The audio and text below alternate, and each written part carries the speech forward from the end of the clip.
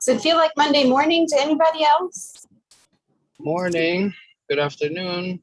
Morning, Jose. Long time no see. Who am I speaking with? Disembodied voice. This is Jessica Morris. Hey, Jessica. I was calling you the other day. How you been? I'm good. Yourself? You know, I landed in LaGuardia at 4:30, and I was supposed to be home 5, but the president was also in town, and I guess he, it's a little more important than me. So I'm still not home, and I actually just got out. They closed everything down. Everything. Grand Central looked like a parking lot. Yeah, the motorcade stops all traffic. Yeah, I think he was in town for Queens, with everything that happened with the flooding. It's terrible. But I hope everyone's had a good summer. I hope everyone's been able to rest. I have a 4- and 2-year-old, so there's no rest for the wicked. And I see that mostly everyone is here, which is great.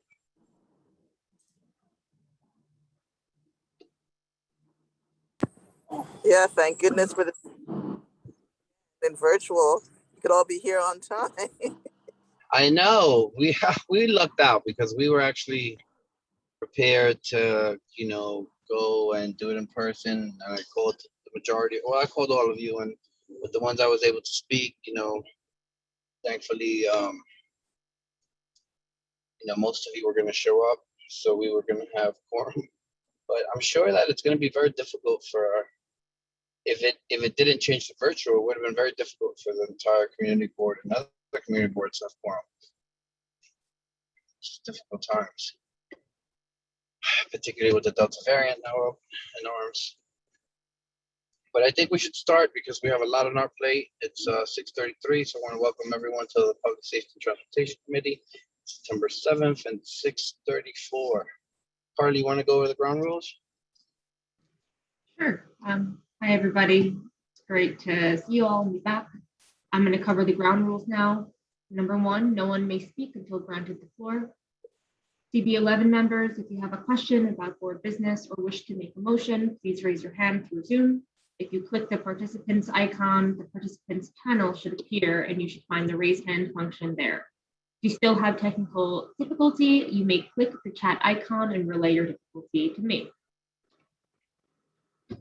The chat function should not be used for CB11 business or questions about agenda topics. All such remarks should be made on the record by raising your hand through Zoom. Chat should only be used to alert us to any technical difficulties we're having or to state in writing information like an email address that was already stated aloud on the record during the meeting. Please keep your questions and comments succinct and germane to the discussion. Members of the public, if you have a question or a comment about the subjects on the agenda, please raise your hand through Zoom and wait to be recognized. Moving forward, I'm going to hand it to you now. All right, so now we're going to call to order. Are we doing this with a vote or we're just going forward, Carly? I forgot the last procedure that we're. Yeah, of course. Okay, so first I do the roll call, and then you do the adoption of the agenda and minutes, not by vote, but by. No, I meant like the call to order. Is the call to order need to be voted on, as we sometimes do? No. No? Okay, perfect. So let's just go into roll. Okay. I'm going to call everybody's last name. Altamirano. Present. Alcancella.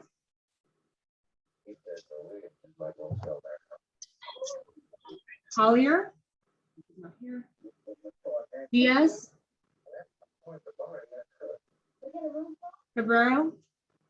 Present. Garcia. Did you hear me? Present.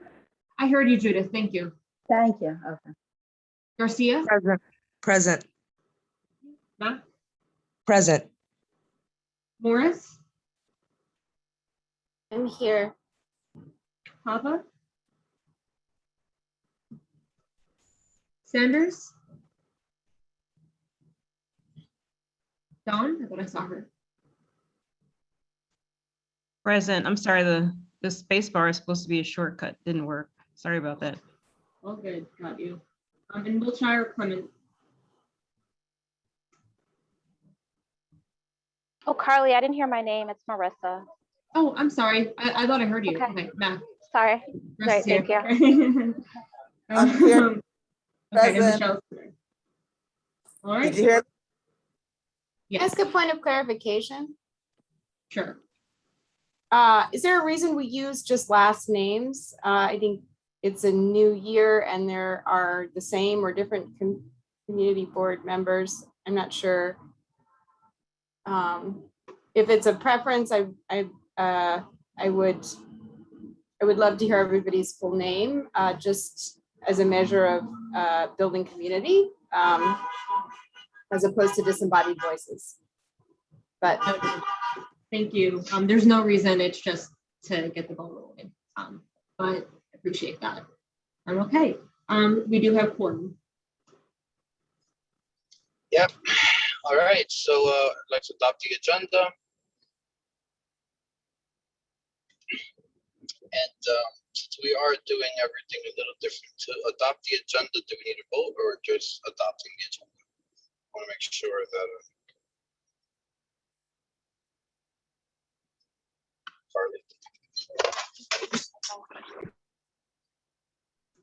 No, Carly, you don't hearing need to vote. I heard you. No, there's no vote required. Just if anyone makes a vote against it, motion against it, then I do the roll call. But if no one does, we can move forward. does anyone have a motion against adopting the agenda? Okay, perfect.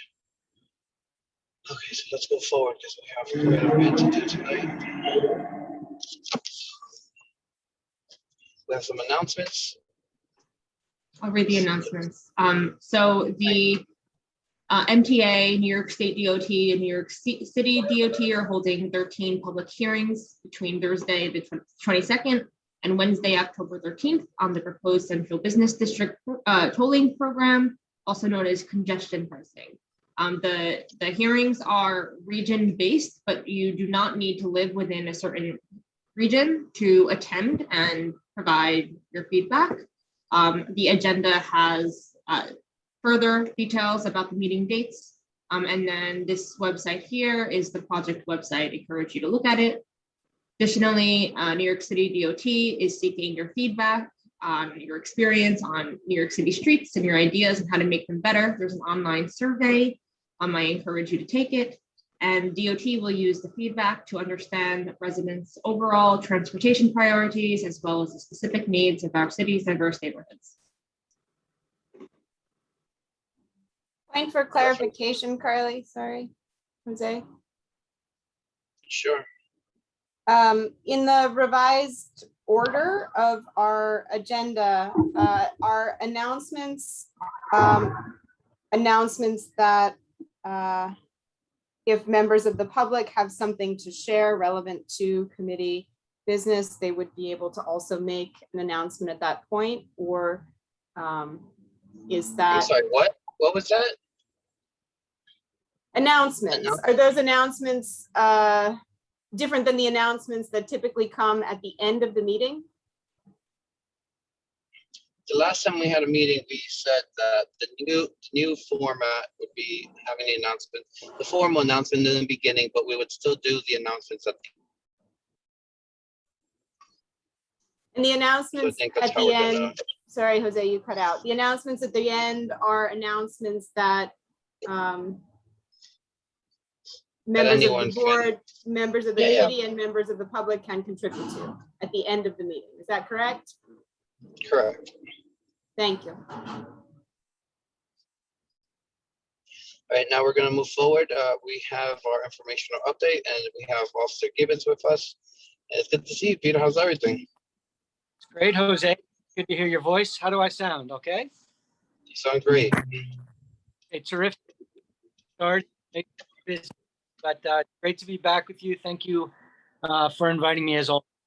One point before I begin, Aaron Rivera from the 25th precinct has been promoted to sergeant in the department. I'm not really sure where he's landed yet. I don't think he knows. He has to go through some training for our next couple of weeks or whatever. So we won't have him around this this session. So I'm sure he wishes you guys the best, and I'm sure he'd express his gratitude for all the wonderful times that he's had with you guys at these meetings. I'm not sure who's placement 5, but hopefully we'll find out. I'll make sure to look into it and invite them to the meeting. Thanks for letting us know. Yeah, sure. The crime report, real quick, citywide down 0.9% year to date in the major crimes versus last year. The city is up in rape, felony assaults, grand larcenies, and GLAs, grand larcenies of auto, but it's down in murders, robberies, and burglaries. Shootings are up 3.8% citywide. But that's significant. So we're up 3.8% in shootings this year. Last we spoke in June, the city was up 68% in shootings. So the summer has seen a turnaround, and that's true in the 23rd precinct as well when it comes to shootings. Now in the 23rd precinct, year to date, we are up 2.3% in major crime. That's 720 crimes versus 704 last year. The categories we're up in are rape, 36.4%. And I'll explain why that number is huge. Robbery, 11%. Felony assault, 28%. Grand larceny, 13%. Grand larceny auto, 7.7%. We're down in the 23rd precinct in murders, 33%. Rape,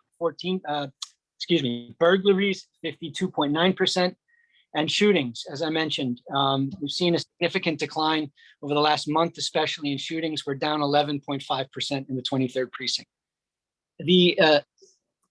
When I go through the categories, I'll talk a little bit about the numbers more specifically. The last 28 days, the 23rd precinct is down 6.3% in crime. We've had no murders. We've had no rapes. But as I mentioned, for the year, the 36.4 number is a tragic inflation. And the reason is 2 victims in separate, unrelated, have come forward with allegations of tragic assaults by their partners. In one case, a longtime boyfriend, and in one case, a husband. Multiple occasions, so that's why that number is so high. Robberies, 11 in the 28-day period versus 14 last year. What we're seeing are, there have been seven sort of traditional stranger robberies, people coming up to you on the street with a weapon. We've had 2 gunpoint robberies, 2 knife point robberies, one with a driver, one with a taser. Well, that was a taxi driver during a dispute. But they're occurring mostly late at night and early in the morning, meaning in the early AM hours, and they're clustered around the Johnson houses and the Lehman houses. Which may, there may be a gang element to some of these robberies we're seeing. And that's maybe why, because Johnson and Lehman currently have a significant and perhaps the most active beef going on between the rival crews at those two locations. The other robberies that we're seeing, a lot of them are DV related. Felony assaults, we've had 19 in the 28-day period versus 21 last year, slight decrease. 11 of those were domestic violence related. So felony assault, rape, and robbery, a lot of them have a domestic violence element to them. We're seeing a lot.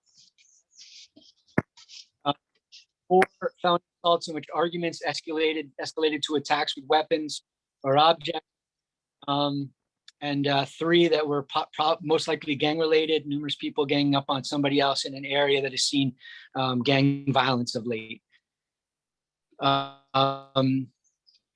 under the felony assault category. So let me talk very briefly about the shootings we've had at the beginning of August. One was on August 6th. That was at 1695 Madison Avenue in front of the Taftses. The victim was extremely uncooperative. We have very few leads, very little information for you on that one. And then shortly after, on August 8th, in front of 334 East 108th Street, which is Franklin Plaza, there were several men in the morning. I think there was some drinking, some gambling going on. The arrest was made on 8/24 of the shooter on that occasion. it looked like the people were known to each other, possibly a dispute as a result of whatever they were doing. And our detective squad made an arrest 16 days later of the perpetrator. That's pretty significant. 2 shootings since August 1st is a far cry from what we were seeing last time we spoke, and definitely in the beginning of the summer. The reasons for that, frankly, in my precinct are deployment, extra personnel, overtime, money. We're sort of, flooding areas with cops. And in addition, we've had, I should say, 7 gun arrests since July 1st. So we've really stepped up in that department. We were doing a lot of that last year in the spring, but then there was sort of a transitional period when we were working with our public safety unit to try to fine tune that unit, incorporating some precision policing training that we've given them, and they have come through with flying colors. And like I said, making 7 gun arrests since the beginning of July. People know that they're out there again, that they're looking for crew members carrying loaded weapons, and that they are arresting these people. And I believe that word is, and we're seeing fewer brazen shootings as a result. Let me get through the rest of the categories real quick. Burglaries, 10 this year versus 10 last year. It's even for the 28-day period, but for the year, we're down significantly. It's just a huge down from last year when burglary, especially commercial, was our #1 crime. Very lately, though, we've seen commercial burglaries rise. We've had 4 in the last several weeks, and those commercial burglaries are taking place exclusively at construction. Larceny, 26 this year versus 27 last year in the 28-day period. Categories of grand larcenies, basically items that are being stolen. We had 10 bikes, scooters, or city bikes. 7 were unattended property. A lot of people on park benches, falling asleep, not paying attention, in courtyards on benches. Thefts from motor vehicles. That's on the rise again. Every now and then we get complacent. My office needs to step up our outreach. In the last few weeks to a month, we've seen thefts from motor vehicles back up on the rise, 5 of them. 3, in fact, from 109th Street between 2nd and 3rd, and 2 from 97th Street between 2nd and 3rd. So 2 areas that are getting hit pretty hard. 97th Street is an area that crops up often on the grand larceny, under the grand larceny category, because of all the transitional traffic headed to the Islamic Cultural Center. They park, sometimes they're in a rush, they leave their backpack in the back seat, and bang, it's gone. Scams, again, always an issue. We saw 4 scams in the last month where people were bilked out of money all over the phone. All these scams began over the phone. They took they take a different form every time. One was a fake job offer. One was a fake kidnap. One was a fake lover who wanted money for medical expenses. They'd never seen each other, but $17,000 later, there was no love to be had. And one fake cat. So someone was selling a cat. The pet scam has become very popular.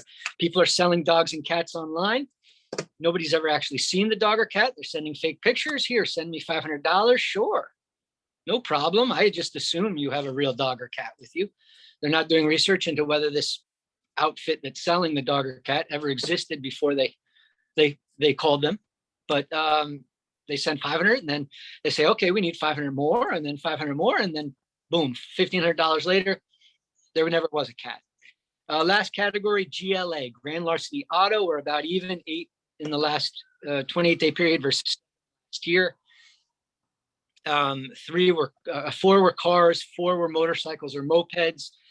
No pattern to the GLAs. This time around, we had keys in the ignition, car running. That was a big deal. We emphasized that.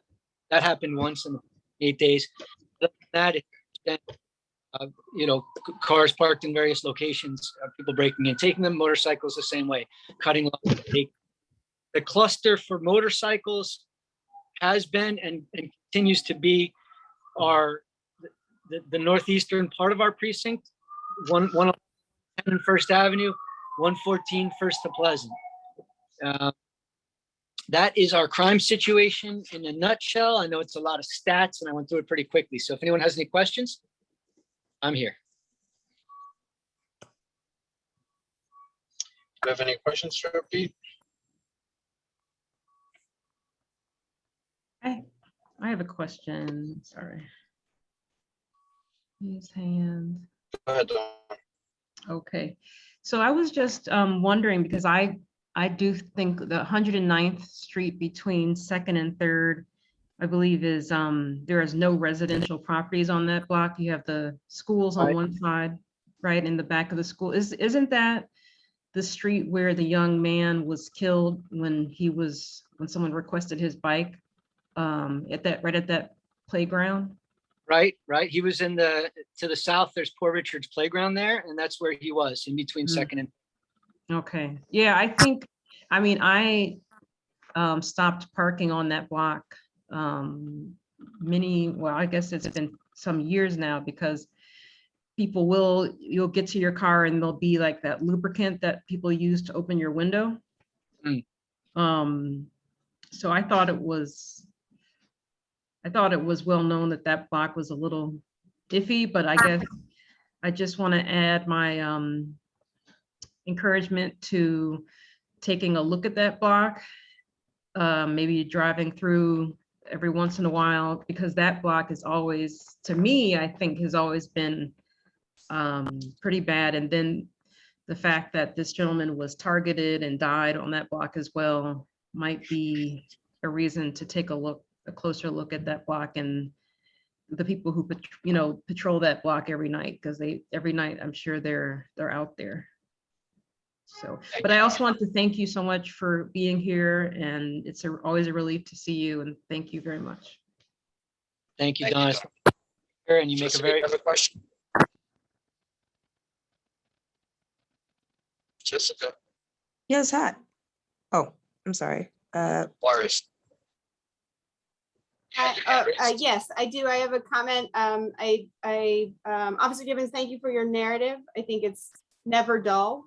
The crime report. ComStat is also a tool that helps with the geospatial understanding of where all these things happen in our neighborhoods. It's really easy to use. I've put a link in the chat.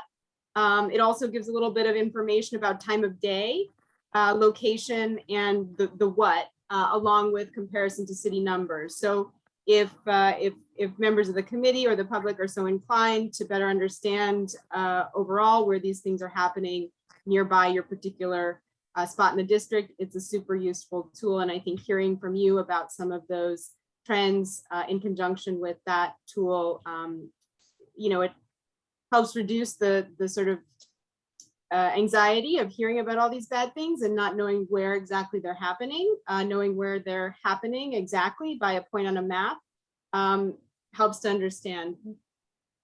Thank you, So Jessica. Appreciate it. yeah, no, I don't have any further questions other than I'll keep plugging that every time you give your crime report this year. Thank you. I saw the link on the chat. So if anyone's interested, Jessica put the link on our chat. Thank you, Jessica. Cindy, you have your hand up, and then we have Xavier here as well. Thank you so much, Altamirano. I really appreciate it. My question is regarding the motorcycles. Can you speak to me a little bit about the structure that you guys have in order to actually notify or tag? Because from what I've researched, from what has been shared with me, a lot of these individuals who are having their motorcycles confiscated have been having a challenging time registering their motorcycles with the Department of Motor Vehicles. So would it be possible to, in collaboration with the Department of Motor Vehicles, to actually register all these motorcycles and possibly tag them in our precincts so people know in where they actually belong? So that way we can actually reduce the number of robberies and petty Cindy, I'm robberies. sorry what do you mean by tag them? The same way that a car has a VIN number. They all motorcycles have VIN number. I'll tell you frankly because I have a lot of motorcycles. So motorcycles, if they're street legal, they all have VIN numbers. And in terms of registering them, because I register my own, and actually Officer Gibbons also has a motorcycle, you can do it online on DMV. Well, You of don't have course. to go. And they give you a 10-day,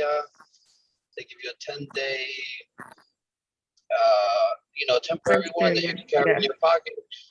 So Yes, and that tool is currently out, which is something we can share with those individuals if they have been having issues. well, since the pandemic, since 2020, the DMV website has been having a lot of challenges. So there are individuals who have legally purchased their motorcycles and are currently unable to register their motorcycles. So once they are able to register them, what I'm suggesting is to actually an additional way that we are able to register our phones in each precinct. If we have something that is of extreme value to us, we can register it with the precinct, and there will be a record of, yes, I purchased this. If it's stolen, there's the insurance, there's the information. So that way we can reduce the number of contact points between police, law enforcement, and our residents. Am I clear? You want to register a motorcycle at the precinct? Well, the way that, for example, an individual purchases a very expensive computer who, for example, for a business or something, and for insurance purposes, they want to make sure that if it's stolen or if it's lost, that there's already a log of this high-priced item within the NYPD in the district that this individual lives in. That way, there is additional security, not only to the residents, because they will feel more comfortable in actually insuring their items and actually feel more comfortable utilizing their items in the community. And it will reduce the issues of actually, if for whatever reason people fall asleep, leave it, you get absent-minded, whatever the case may be, there's already a track, a path of where this item is and who it belongs to. That way it takes the guessing game out of actually respecting people's property and not taking them. So what you're The motorcycles are registered, and when you register them, you have to put a name and an address. Unless what I'm thinking is you're talking about maybe dirt bikes and ATVs, off-road vehicles that those have, when they're taken by police, usually they're sold with MSO, certificate of origins, and if you don't register them initially, then it's difficult later. I just want to clarify which one we're talking about, because anything street legal gets a registration, they have a name, they have an address, everything is filed with DMV. Yes. Or are we talking about those other kind of vehicles? Altamirano, the reason I'm bringing this additional process or this additional protocol is to address the fact that we are going to be a growing neighborhood. So we will be seeing an increase of high-priced items being purchased, and we want to make sure that our community feels comfortable in actually being able to have their items and not be disrespected or be. No, I understand what you're trying to get at. It's just in terms of motorcycles, and I have a lot of experience in this because I have a motorcycle shop. Yes. So we repair, we do all these things, and I'm telling you actually from actual experience, like that kind of already exists. As long as you're registering it, the DMV has all your information. I've had incidents where I'm riding and I'll get pulled over, and for whatever reason I didn't have the registration on me, and they can look it up through the VIN number. It pulls out my name. I have a motorcycle license. But we can always talk about this more. Like this is the last thing, I promise. How many times have you lost your wallet? Oh, Sandy, can I address this, please? So you're talking about something that we've been doing for years. It's called any single thing with a serial number, whether it's 3 numbers or 57 numbers, we can register it with the NYPD. We keep that information in a database, contact information for the owner. That information then is not used to track that device or anything like that, but it's used in case that item is stolen, and when we recover it. fencing operation, or we have someone in possession with it, we suspect that it doesn't belong to them, we can look into the database and say, whose cell phone is this really? Whose computer is this really? Whose diamond brooch really? Who's electric?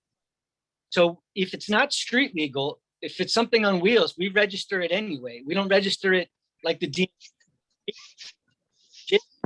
or, but we don't care. If you buy, we want to know what the serial number is, so that if somebody steals it from you, we can prove that criminal possession of stolen property by that individual. So we do that all the time. It's called Operation ID. I've been doing it.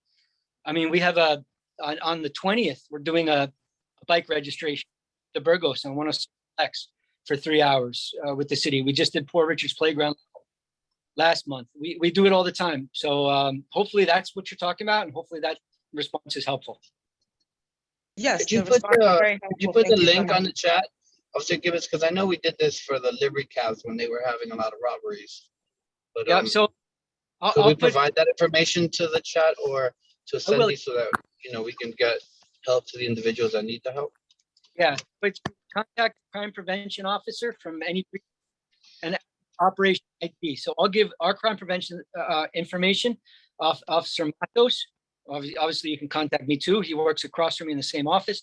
But Officer Matos, I'll give number, email address. So if anyone wants to register the items or set up like an event, we'll come to an event and register. We love doing that. Like La Celia on 111th Street had an event where we came and registered like 12 bikes. Regular. I do have, may I have one last question? With the 23rd precinct and every precinct that presents today, would you please be so kind and release the data for any vehicular, any vehicles, any items that you have confiscated from the community that don't have an owner per se? No, I don't have that information with me. I don't know if that's something that we released to the public to begin with. So no, I can't do that. Well, if you look at the city record there, you'll find that it's actually up for sale. It's on your website. So if you're able to get that data from me, I'd really appreciate it. But I don't, Thank I'm not sure what your items that we I'll confiscate follow up. for forfeiture, that goes through a district. But otherwise, we value something for safekeeping, to determine true owner, for investigatory. That's not And how long do you guys keep these items for before they sell? I sell it out of the precinct like that. I wouldn't even That know. goes down to the pound. But Sunday, we may have to. We have a little bit of limit on time, but My that actually sister- goes to the pound. We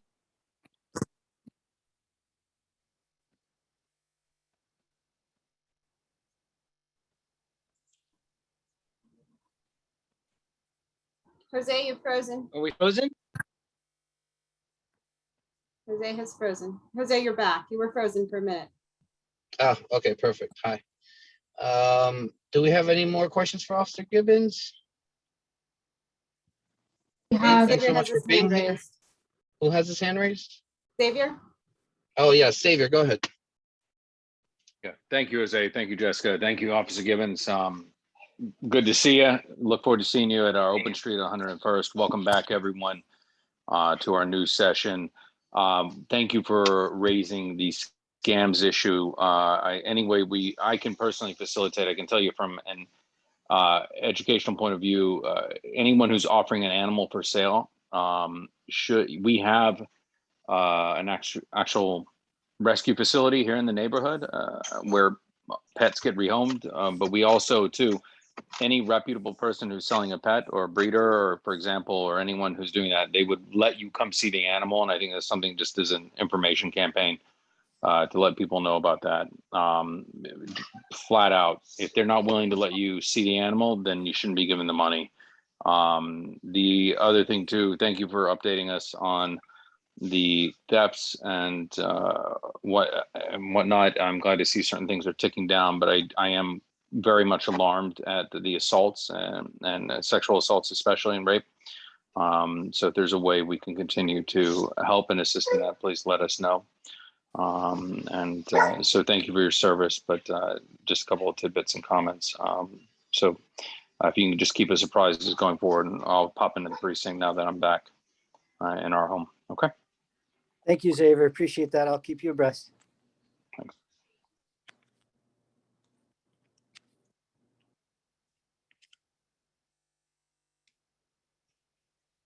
Yes. We also had a hand raised by Crystal Glover in the attendee section. All right, this will be our last. Crystal, do you hear me? I hear you now. Good evening, everyone. Thank you for your service, whether you're a cop, sergeant, whatever you are, community board member, whatever. I'm concerned about these loud explosions that we hear every so often coming from First Avenue Way.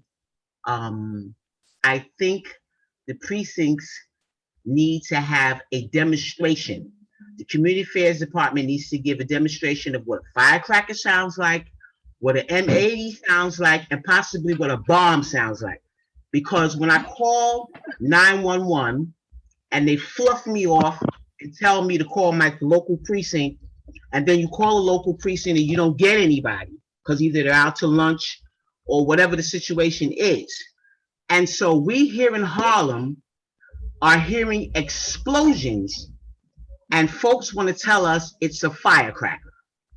And so for future reference, the precincts, community affairs department, or whomever needs to put out some type of flyer, some type of information to the community to let us know what we're hearing. Because to fluff us off and tell us it's a firecracker when it sounds like Armageddon, there's something wrong with that picture.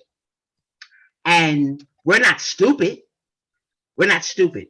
So I think I'm gonna say this and I'm gonna shut up. I do have a question for PSA 5. When you're up, then I'll put my hand up. PSA 5. I think you need to, 23rd precinct, you need to put out and have a workshop or something at maybe one of the local tenant meetings. So and give us a description of what we're hearing when we hear these loud explosions and not fluff us off and tell us it's a firecracker. Okay. And I think I'll stop there. Continue, but I'll stop there. Thank you. Okay, I appreciate the input.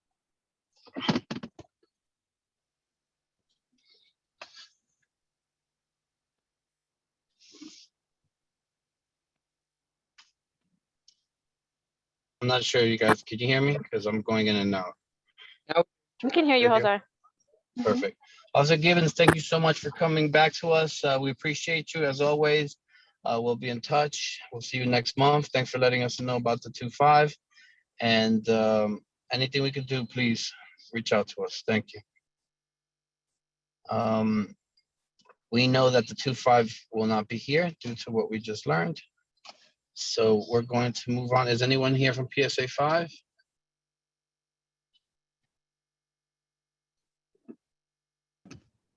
All right. Okay. There we go. I get off my phone. You guys hear me all right? Perfect. Yep, you're good. All right. So now we're going to, do we have anyone here from the MTA Police Department? Nope. Then we have our friend Jeremy Lockett from the District Attorney's Office. How we doing, Jose? How's everybody? How we doing? It's good to see y'all. I want to say, I think I've been able to meet a few of y'all from the summer. It was a pleasure bumping into you. I know we got a couple of people on the panel list that I was able to meet, whether it was at some of the family events and whatnot that we came together, but also I know there's some people, participants in the public, the attendees that I want to shout out to. I know that they're doing great work. Miss Jackie Rowe Adams, who's with Harlem Mother Saves, and some other folks on here that I'm beginning to also meet again in person.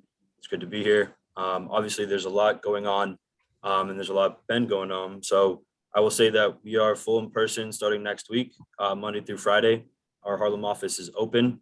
I'm going to leave that information in the chat, but our staff is there. I'll be there all this week. except for where you see me right now, which I'm in my apartment. So our witness aid service unit is definitely available, and we have some things going on. So next month, we're trying to pull out another clean slate. That I know happened in East Harlem about a year and a half ago. We're looking to do that in West Harlem. I need to figure out the details on that, but my colleague's working on that. Clean slate was for anyone to clear a civil warrant, an old one. They're really important. We can discuss that at more details. But also, I know it's September, but next month is DV Awareness Month. We were speaking on that earlier.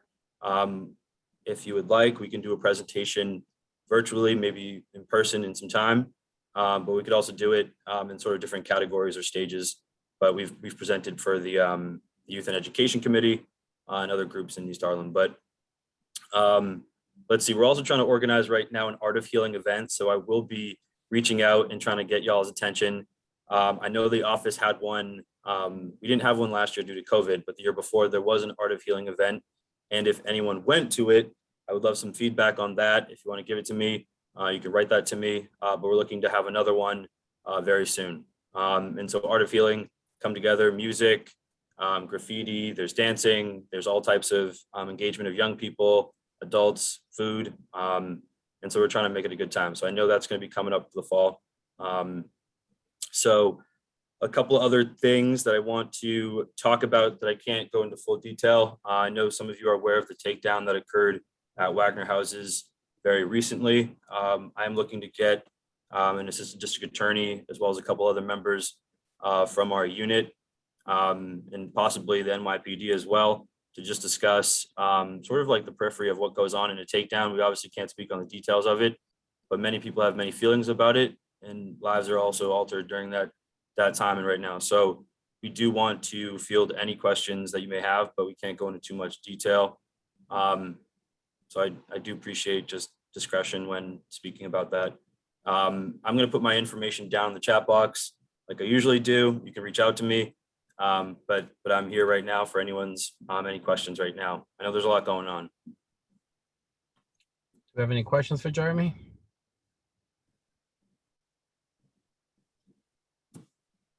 Just a note, I think there's a request in the chat to put forward the info about the Art of Healing Festival.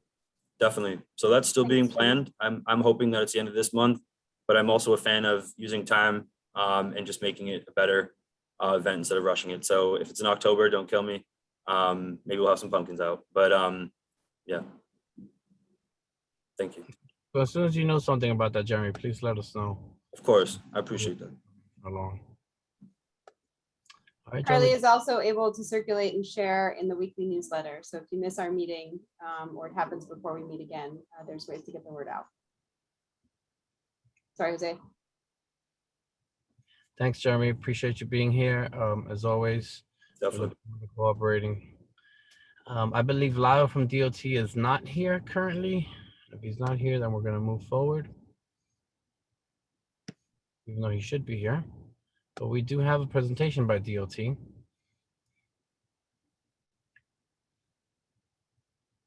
Okay, so we're going to start our presentations. We're speaking about East 117th Street. This is an upgrade that this committee has been looking forward to seeing for quite a while. We've been looking forward to the presentation. So if Carissa can start. Yeah, definitely. Let me go into full screen mode. Hi, everyone. My name is Carissa Lidstrand. I work in the pedestrian unit at DOT. I'm here tonight with my colleague, Dan Wagner, as well as Kimberly Rancourt from the Manhattan Borough Commissioner's Office. So we're going to start by going over our proposal for a project on East 117th Street between Pleasant Avenue and the East River Plaza Mall. So just a little bit of background first. We've been talking about this location for a project with Councilmember Ayala's office for the last few years. And then recently we've been having a few conversations with the management company at the East River Plaza Mall about potentially partnering and maintaining a sidewalk extension in this area.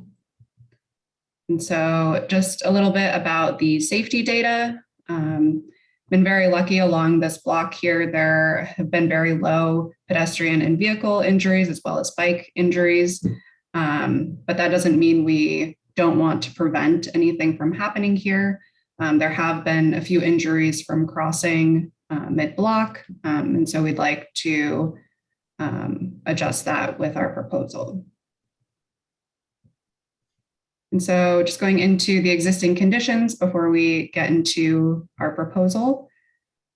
So taking a look at the top right photo of East 117th, it's looking from the mall parking lot towards Pleasant Avenue. And I also have what we call a cross section down here on the bottom. And so this shows that there's about a 10 and 11 foot sidewalk on the north and south side of the block. And then the street itself has 2 travel lanes, although the markings are kind of faded here. There are 2 travel lanes. And then we also have 2 curb side spaces that are currently signed for no standing anytime, which does allow for a pickup and drop off of people and goods. And another thing to kind of go into a little more detail on who is using this space, we took a look at who's here, which is primarily pedestrians and vehicles. And there's actually 77% of the roadway users are people walking. But then taking a look at what we're calling road share, which is looking at the people using the space and like how much space they have allocated for that.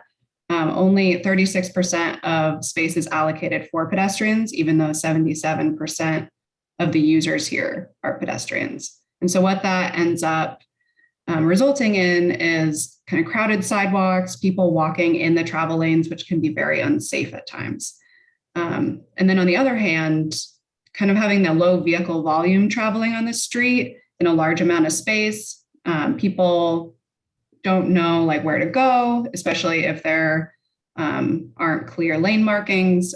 We've noticed there's been a lot of double parking because there's a lot of extra space here. And a few of these photos from our observations show that. So the top left photo shows a car that is currently double parked. And so East 117th is actually functioning just as 1 travel lane instead of 2. And then in the bottom right-hand photo, you'll see that there are a lot of pedestrians walking along the north sidewalk, but they're actually spilling out into the roadway because there's not a lot of space for them on the sidewalk. Okay, and so now we're going to go into our proposal. So taking a look, here's the existing cross-section that I showed before. And what we're proposing is along the north sidewalk to expand that with a painted pedestrian space that's about 9 feet. And it will have these plastic flexible delineators. I'll show you a photo of that on the next slide. And then we will keep the 2 travel lanes and then also keep the no standing anytime to allow for that pickup and drop off on the south curb. So taking a different view of that, this is a plan view. So this is the north sidewalk. Over here on the right is the pedestrian entrance to the mall. And then this is where we're proposing the painted pedestrian space. And on the top right is a photo from Midtown that shows what a painted pedestrian space looks like with the plastic flexible delineators that I noted before. We also want to clarify the travel lane movements. So in our observations, we notice that there's a lot more vehicles turning left than are turning right. And so having a left turn only lane at the intersection and then a through and right combo lane. And then also still allowing the pickup drop off along the south curb. And so taking another look at the road share for the proposal, we're increasing sidewalk space by 15%. So it's bringing the road share to be more in balance between vehicles and pedestrians. So before it was 36%, now it's 51%. So it's a lot more balanced, and we can have those separated vehicle turning movements as well with that left-hand turn lane and the combo through and right turn lane as well. And so I think there's a lot of benefits with this project. Expanding that pedestrian space on the north curb here really allows for more accessibility. There's a lot of people that come with carts or in wheelchairs. And so it just gives more space to travel to and from the mall. And then it also clarifies the traffic movements, and it already kind of functions as a shared space, but we just want to make everyone more visible to one another within those spaces. So if someone does want to cross mid-block, like I had mentioned before in the safety data, it's safer to do so because the pedestrians will be more visible to the vehicles if they do want to cross. And now I'll open it up to questions. Okay, so I'm sure we're gonna have questions here. Does anyone have, could we go back to the, yeah, to the actual, there we go, that one. Okay.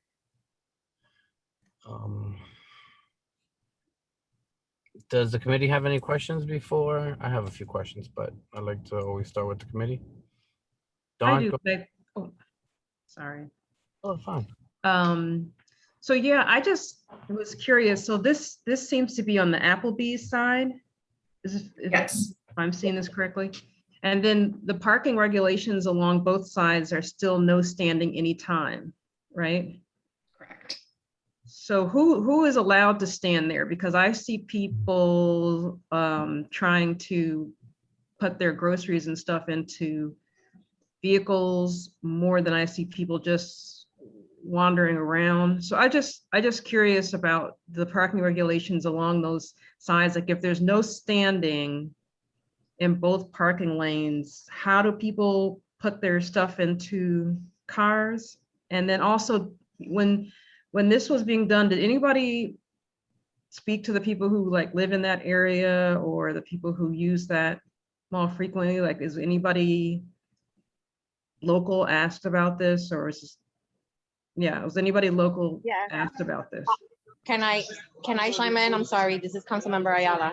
So I actually live across the street, and this was something that I proposed several years ago. I don't know if Jose, if you remember this proposal, when Melissa was actually in office. And the reason is because we you know, many of us frequent the mall, and unfortunately, because of the narrow space on the sidewalk, you know, people are oftentimes forced to go onto the street and compete with, you know, with traffic, which is dangerous, quite frankly.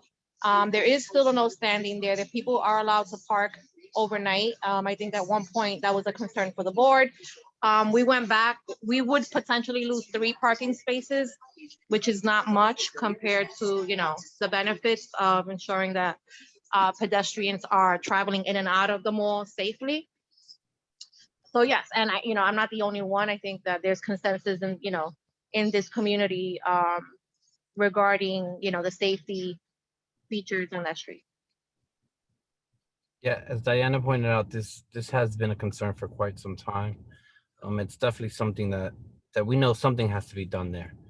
Dawn, did you have any other questions? Currently, what it encompasses the Yeah, north Applebee's is, so that we're all clear. So where Applebee's is, from number 2 to the right, there's parking overnight. Still, the no standing is still 10 p.m., but there is some parking overnight, and it is only a few parking spots.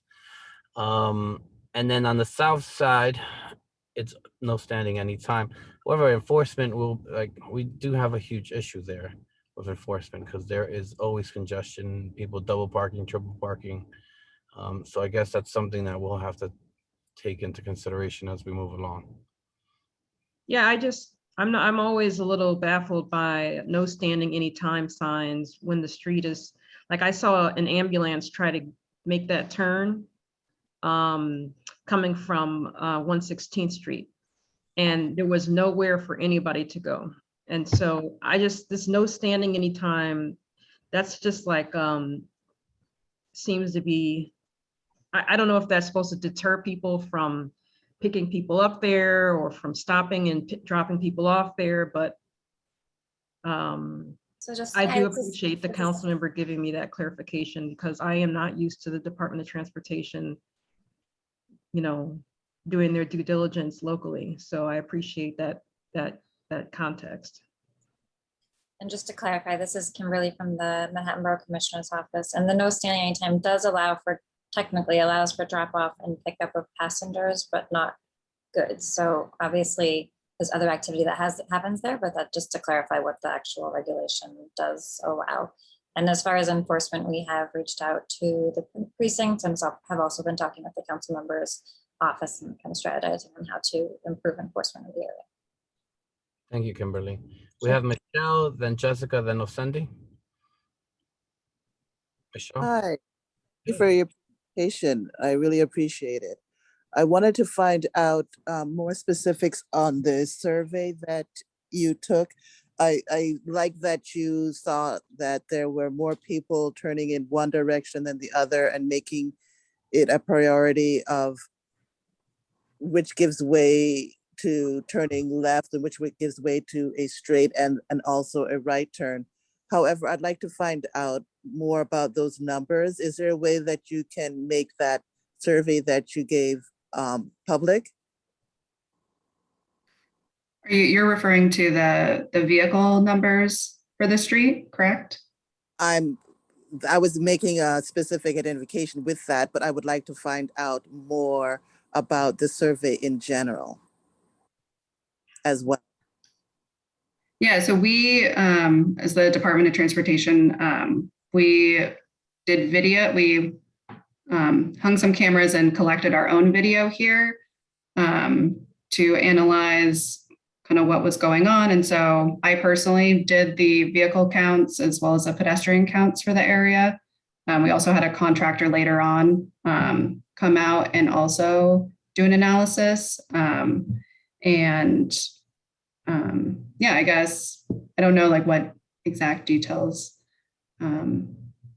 you'd like, but we do have the numbers that we can share. Okay, well, I mean, even that gives some information on how you did the survey, because I really couldn't figure out on the details on, were you standing? Yeah, so these are some of the cameras that we hung here and did some of the analysis to look at, you know, where people are walking, how many people are walking here, you know, like what is the the double parking situation and everything. So it really helped us like really understand more what was going on here. And we also did many site visits in person, as well as had a lot of assistance from Councilmember Ayala, as well as the mall on other observations.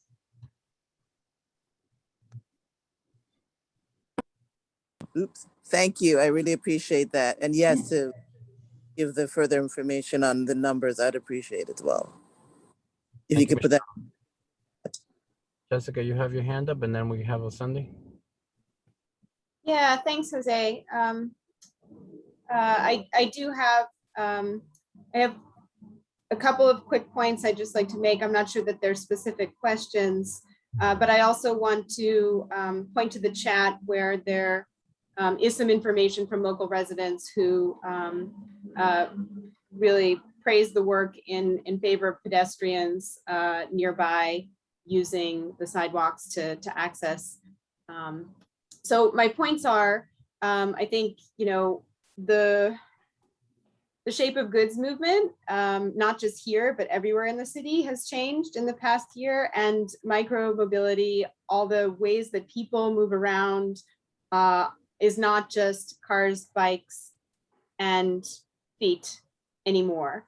And so it's great to see that you're here rebalancing things, but to consider not just what's happening now and accommodating what's happening now, but how can the work that you're doing here and now support this place 15 years from now? I think that's an important thing when you do any work. You're not just serving what happened yesterday. You really have to think about when this is finished and how it will serve what will be here in 10 years. That being said, people don't just materialize at the mall. They get there. They get there by surrounding streets. Referencing just a quick count of crash mapper data, 46 people were injured in the past year from your site west to 2nd Avenue and 115th Street, 3 blocks north to 118th Street. 46 people. It's like 2 kindergarten classes. Nobody died this year. I think your scope is tiny relative to the type of safety measures and traffic management that needs to happen around how people get to the mall. That being said, I think it is wonderful to have the council member as resident behind making changes at this level. So nothing specific, but generally, I hope that DOTU will take that to heart, and please let us know what we can do to support your work as you consider what else may need to happen beyond small modifications that are not small and they make a big difference. I do understand, but I think zooming out 116th and 1st Avenue, we all know what a challenge the Vision Zero speeds that people take turns at and fly down 116th Street to get to the mall or parking or whatever, Pleasant Avenue. It's a start, but there's a lot more to do right here that connects to this very thing that you're trying to rebalance. So thank you, but do more if you can. And we're here to support you in doing that. Thank you, Jessica. Yep. Sunday? Thank you so much for giving me the platform. Would you mind the Rancourt, was that Rancourt who said that technically it's right? Forgive me if I'm mispronouncing your last name. What we've seen, especially now through the last year, that technically doesn't quite cover things. And technically, you may be right, but a lot of people are getting hurt in the process. So let's take a look at, as Jessica said, to expand the scope of what the challenges are for that one corner. Like, yes, we do need more curb accessibility. We need to make sure that we have a decent ramp so people can actually offload the groceries and don't have to wait 45 minutes for a car. And like, even then, like, finally they started adding the e-pay thing, which amazing. But that curb, so I have 2 questions.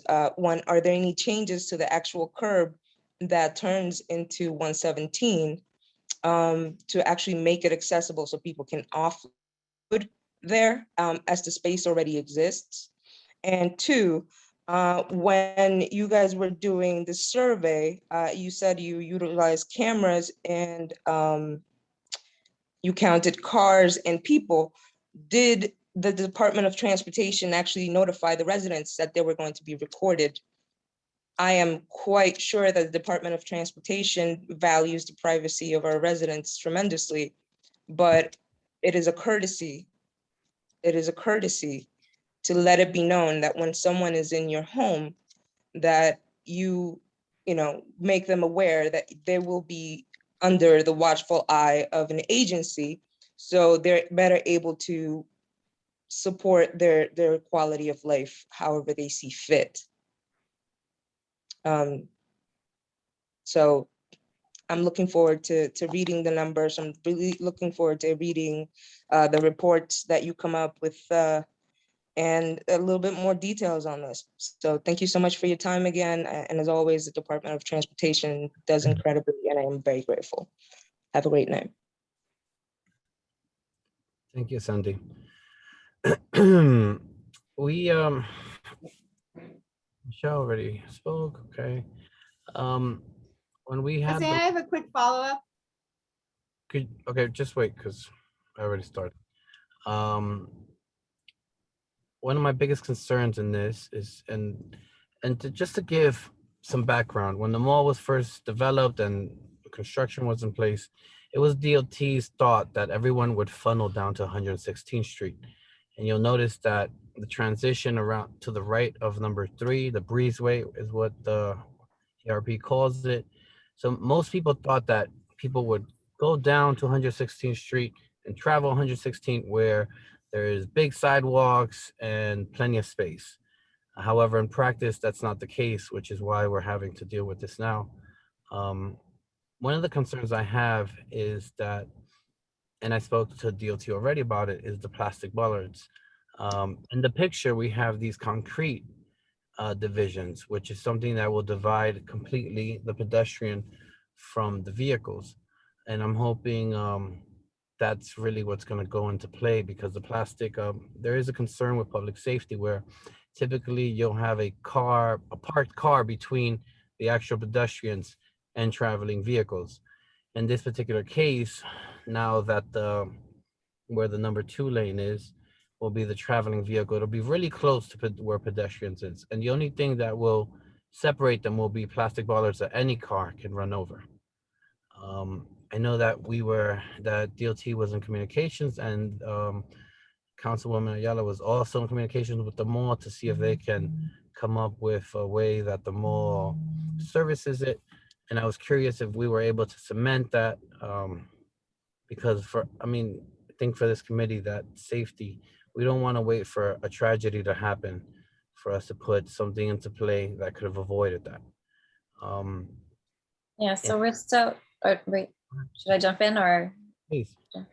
Yeah, so we're still working through potential options for additional amenities or features there to separate pedestrians and vehicles.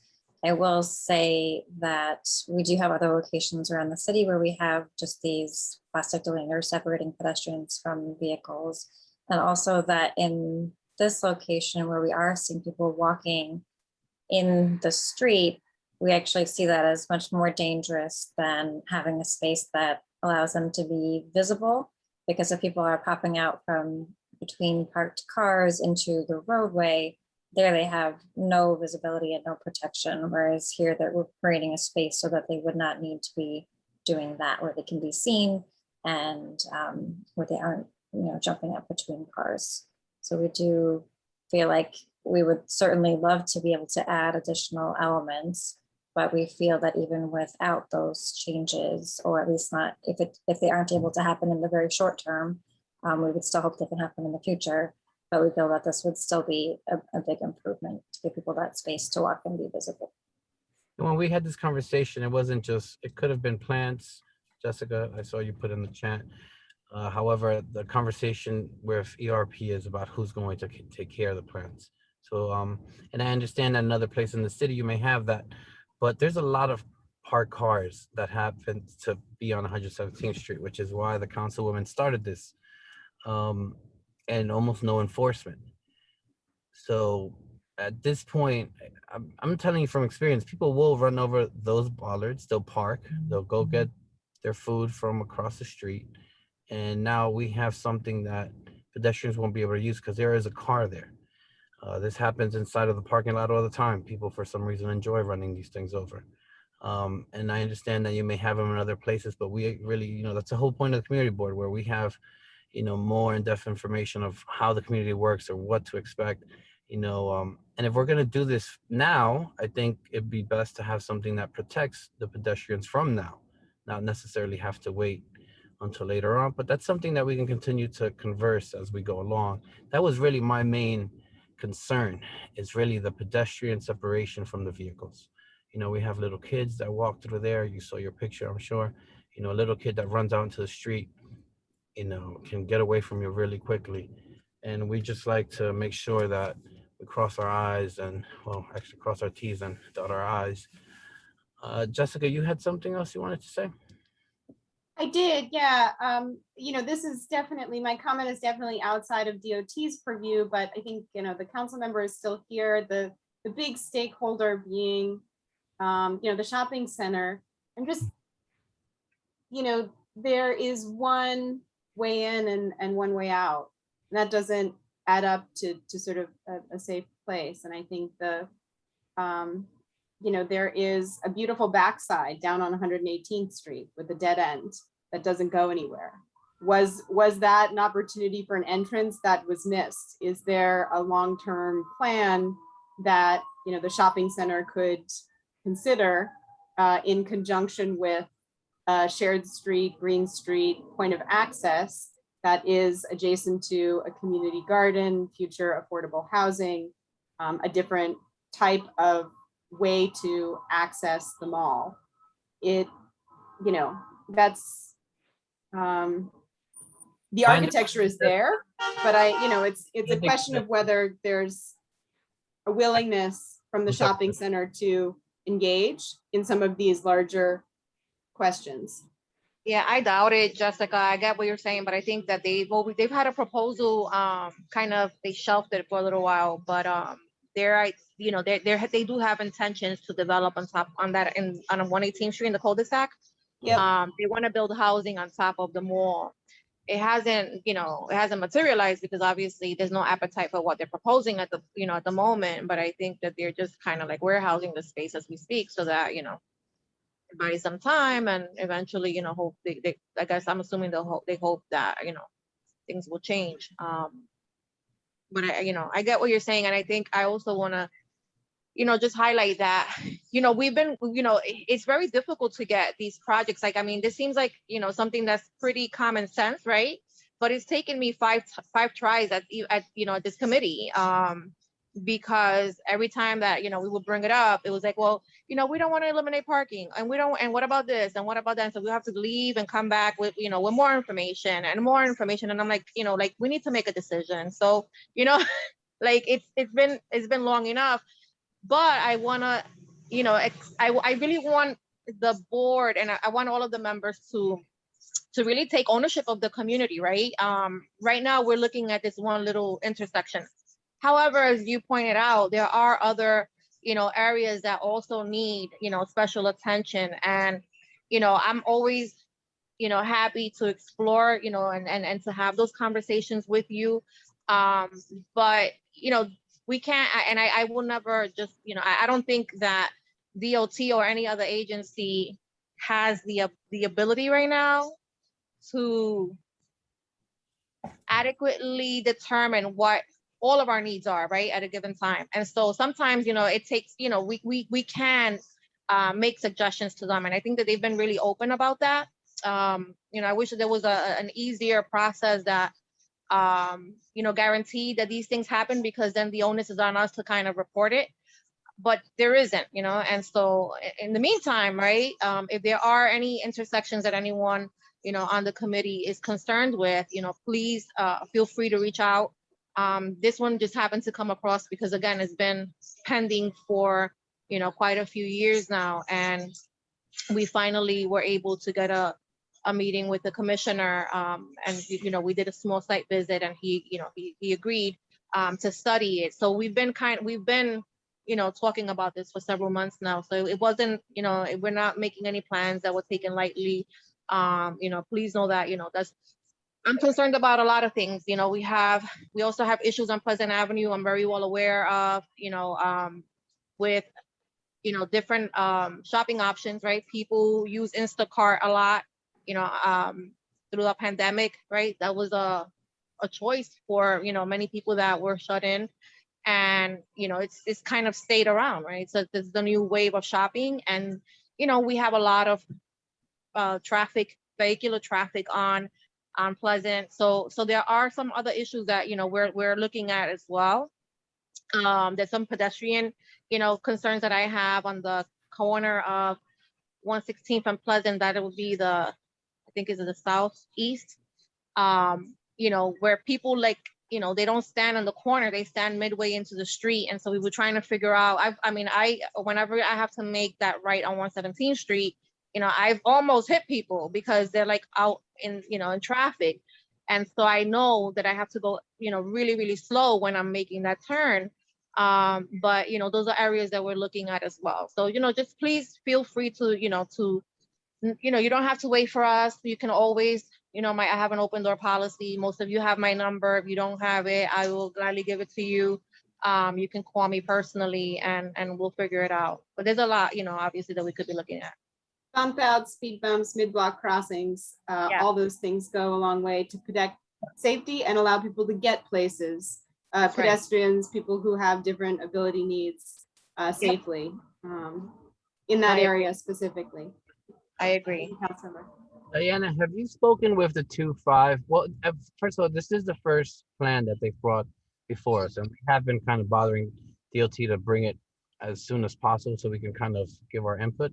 But a lot of this plan will depend on enforcement, and obviously DOT doesn't do enforcement. So I'm not sure if it's traffic or if it's 2-5, but once this lane is taken away, which obviously I think we all agree that the pedestrians need to have more space, but we're gonna have a huge. Yeah, I think that they've gotten a little bit better. I have seen that it's not as congested as it was. I mean, they're taking up parking spaces that would normally go to residents, but it's fine because people are working throughout the day and they're available, so it's it's working out. But I think that they are out there already. Like once we have this plan in place, enforcement will. We also spoke to DOT about, in order to compensate the parking that was lost on the south side, which is a no standing anytime now, they were open to the conversation about having overnight parking for residents there. Which is something that we can definitely do that, Jose. I know we were losing the 2 to 3 overnight spaces up here that we could reallocate to this section. So if you would like to keep those, we're open to that. Yeah, that would be good. Okay. Perfect. Do we have any other questions? I just, this is Dawn. I had one more thing to put on the record. Go ahead. Okay, so way back when this community was told that they were going to get bike lanes, one of the concessions was that there would be affordable parking, and especially for the mall. When the mall came in, they were supposed to offer affordable parking for all the spaces that are taken up, right? So that happened for a few years. That lot that's part of the mall was affordable. And then there was a few other lots that were charging, I believe, $200 a month to park the cars. So since that time, since no one's paying attention, those prices have all, skyrocketed. So even if there is a weather emergency, you used to be able to park in the East River parking structure from 8 at night until I think 9 in the morning for like $6, right? And now to park in that lot is, I believe, $11 for 2 hours. The same owners have a mall in the Bronx, and it's $3. It's been $3 forever.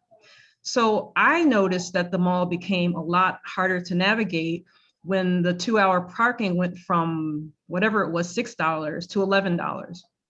And then heaven forbid you're in there for 3 hours, then it goes to $18.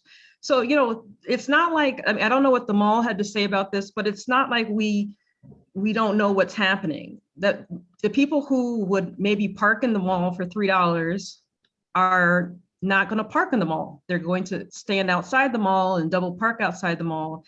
And I just want to put it on the record that way back when we agreed to give up more than 50% of the parking along First and Second Avenues, the concession was to have affordable parking spaces for residents. And that is no longer the case. And there is nothing in the works to reverse that process. So just putting it out there, as more developments come, everybody promises they'll make a parking lot or they'll do something like that, but it's not affordable and it's not long lasting. So I don't know how much longer I'll be around to say what we agreed on 10 years, 15 years ago. So I just want to put that out there now. So as we go forward, we remember what we were promised. Thanks, Jose. Thank you, Dawn. All right, so I'm sure this is an ongoing conversation. Typically, the way we work in this committee is that the presentation is done this month, and this month, in order for our committee and the entire full board, which we will present this, I'll present this at executive. I'll also present it as a full board. That way we allow the entire board and community to have input, and then we'll bring it up next month for vote. Hopefully the small changes that we're asking for can be done by then. I'm really happy to hear that the parking can easily be done, because that way that helps tremendously from anyone that lives there or the residents, because that will be their first concern. And hopefully we can do something between the plastic bollards or whatever, flowers, or I mean, hopefully we can reach an agreement with East River Plaza. I'm sure that the councilwoman can, you know, persuade them. Diana, do you have anything else to add?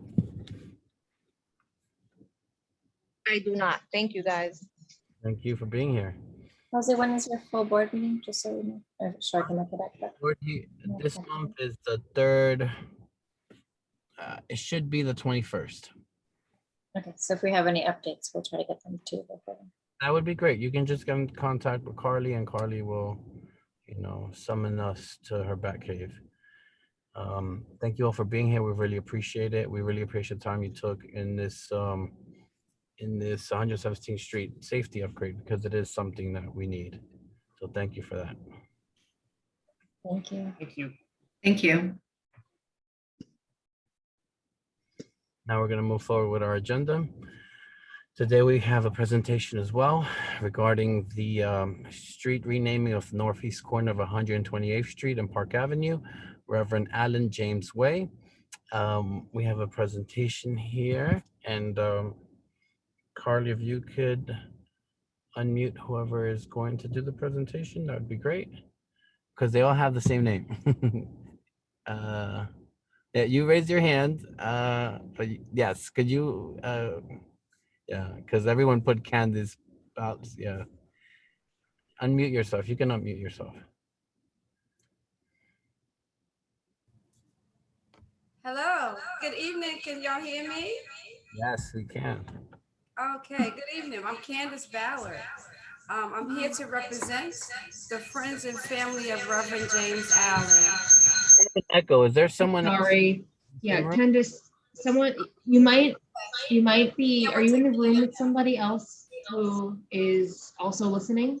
Because if so, that person will have to mute because you're echoing. You gotta take the audio off. The audio. Hello? Maybe they can go into another room, or? Hello? Perfect. Better? Much. It is a little better. You gotta turn whatever you got on. No. Okay, I'm sorry, guys. Anyway, I'm representing the friends and family of Reverend James Allen. Mr. Allen started ARC in the 50s, and I met him in 1986 because Bob Lord told me to go see him because he could give me a job. And the first thing Mr. Allen said was, "Can you sing?" And I sang. And so I ended up, you know, coming with him to sing with the ARC Gospel Choir, who Kanye West, you know, sampled Jesus Walk. We traveled all around the world singing with the choir. But Mr. Allen, I was also his executive assistant. He occupied 1881 Park Avenue as a drug program, saving the lives of those in that community and surrounding areas to save, because crack was a big epidemic. And in the 80s, the 70s, the 60s, you know, and Mr. Allen was there to help save the community. He passed away in October, and his legacy, I feel, would live on further if we can see that a street named Reverend James Allen Way, since he was over there for 60 years. And I feel like his legacy precedes him. I got somebody to represent the choir, because if we was in person, the choir would be singing Jesus Walk. I want to sing right now. I mean, you know, I'm not as excited as I was before because, you know, the previous presentation took a long time. But I do have someone here to represent the choir. Her name is Carol Grayson. We'll give her a few minutes and she's going to bless us in song, as Mr. Allen would have her do. Excuse me. I can't say nothing about it. Hey, everybody, how you? How are you? Okay. Kumbaya, you're my Lord.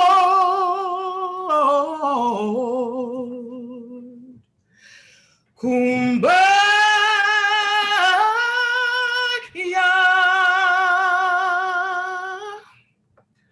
Kumbaya, you're my Lord. Kumbaya, Kumbaya, my Lord. Kumbaya,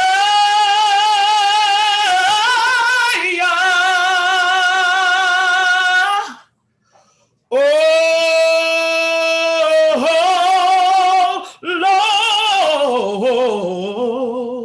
Lord, Kumbaya.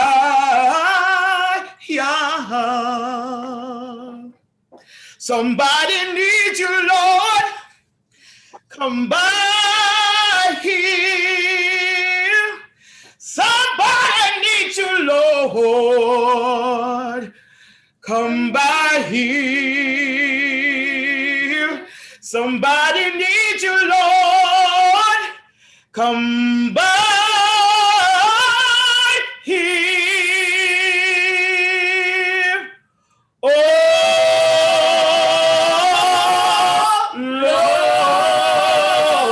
Lord, come by here. Thank you, Carol. Thank you. I'm gonna bring Cheryl Marius up next, y'all. We're gonna try to make this quick. Good evening, everyone. Thank you, Community Board 11, for taking the time out to meet with us. We are advocates and supporters of Mr. Allen. We have had numerous politicians, numerous business people. There are people on the line now who have either had some dealings with Mr. Allen in one way or another. Mr. Allen's existence of the ARC, Addicts Rehabilitation Center, has lasted over since the 1970s in 1881, in a location of 1881. It's because of him, countless people who have suffered through addiction are now productive people in society. Mr. Allen has accolades that extend from the Schomburg as 100 professional people. Mr. Allen started the Addicts Rehabilitation Gospel Choir that traveled all over the world. There are so many countless things that I can think of that Mr. Allen has done. And because of this, we're here asking for your support to name 128th Street and Park Avenue Reverend James Allen Way. So I would like to also introduce his granddaughter, Christy Allen, and she has a few words to say about her grandpa. Christy? I don't know if it's possible for y'all to unmute her. I see her there. Because she's here. Is that possible? Can you hear me? Now we can. Can you guys hear me now? Yes. Okay. Good evening to Miss Aram and Miss Wine and the entire Community Board 11 and the Public Safety and Transportation Committee. My name is Christy Allen, the granddaughter of Reverend James Allen. My Pop was my inspiration, my motivation, and my support system. My entire childhood was spent visiting him at ARC as he worked tirelessly as the executive director. My siblings and I sang along with the choir, ate lollipops out of his locked desk, and was loved by the entire staff there. We were like a family. He was heroic, selfless, and brilliant, always keeping God by his side. His dynamic was incredible. He had vision and changed everything and everyone he touched, especially me. He always put God first. Co-naming 128th Street and Park Avenue to Reverend James Allen Way would not only be amazing, to say the least. Seeing my grandfather's name in a community that was touched by his big heart, who he helped tremendously, is the epitome of God bringing life full circle. I thank you all for your time and consideration and pray that this request is granted. Thank you, Christy. Thank you. Next up is Elder Gertman. Robert Gertman, are you here? Okay, I'm not gonna keep going. Brenda Easton. She's here. Okay, Brenda, you can unmute yourself. Okay. Good evening. Good evening. Good evening, everyone. My name is Brenda Easton. I am now 66 years old. I was one of Mr. Allen's first group of female adolescents at the age of 14 years, and I was one of his most rebellious also. He became like a second father figure in my life. There were times when I did well in my recovery, and there were times I didn't. And it was during those times he'd always take me back. Mr. Allen always tried to instill the peace of God's love in me, the structure of the program, and constantly reminded me I couldn't have it my way. He made me get my GED in 1984, which was a blessing. I was then able to work for him, work in other companies, and return to school to become a hospice nurse. Although I lived through many pitfalls of hell just because I wanted to do things my way, I finally reached, at the end of this month, 1 year clean time of all drugs and alcohol.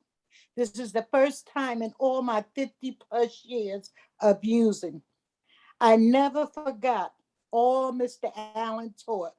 And although it took this long, I can say, Mr. Allen, I finally get it. I finally get it. Rest in eternal paradise, Mr. Allen. Love your now disciplined daughter. And I believe it would only be a great honor to honor this man who has been around for so many years that have the street name Reverend Allen James Way. Thank you. Thank you, Brenda. Thank you, Brenda. Okay, next up, we're gonna go move swiftly. Reverend Wanda Lundy, are you here, Dr. Lundy? Dr. Lundy? All right, we're gonna move on. Thomasina Lewis. Thomasina, you go first. Wanda's next.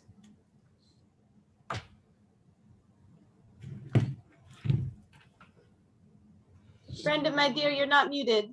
Make sure to mute if you want. Okay. Okay, Wanda Lundy, you can speak, Wanda. Thank you very much. I just want to speak in behalf of Reverend James Allen Way. It has been said when you call a person's name, they're still alive. And I think the more times we call the name of James Allen, the more times we lift up the tremendous work that he did. He transformed many lives, thousands of lives, not only the lives of those who participated in the drug rehab program, but those who worked there and their families. He was a prophet, he was a leader, he was a preacher, he was a friend, he was a musician, he was an artist. I could go on and on to talk about the impact that James Allen had in the world. The Addicts Rehabilitation Center was one of the first, if not the first, African-American drug rehab center that was established in the United States, actually, in 1959. And I'm holding in my hand his bio, My Bad, My Good, and I offer that to you if you have not read his story. 128th Street and Park Avenue is the Reverend James Allen Way, and it is most fitting that the name would go up so that his name could be called by those who knew him and those who didn't, because he has definitely made an impact with not only the ARC Gospel Choir, but the infamous purpose. The purpose of the ARC system is to help active or detoxified addicts to become rehabilitated. We do this by three ways. One, help program participants unlearn old destructive ways. We do this by three objectives. Help me with it, y'all, because this is something that all over participants unlearn old destructive ways to guide them in the development of new attitudes and positive patterns of thoughts and actions, to assist them in the search for identity on a safe social level in the community where they will live. The Reverend James Allen, we love you and we thank you for the impact that you've made in thousands of lives. Thank you for this opportunity. Thank you, Amen. Dr. Lundy. We really appreciate those words. The last person that we have before we wrap it up is from Brian Benjamin, State Office, Brian Benjamin's office. Wilmer Cabral. Hey, good afternoon, all. Sorry, I'm having some technical difficulties with my mask, with my camera, so I haven't been able to have it on. But very shortly, I'd like to thank the panelists for giving us this opportunity to share our support in reference to this co-naming. And it's really nice to hear the level of impact this gentleman had on the community. And, you know, it's nice to have something to really tribute something to this degree for this gentleman. So I'll leave it at that, but thank you all for having this meeting. And that's all. Take care now. Thank you, Wilmer. If I may, Thomasina, are you available, Thomasina Lewis?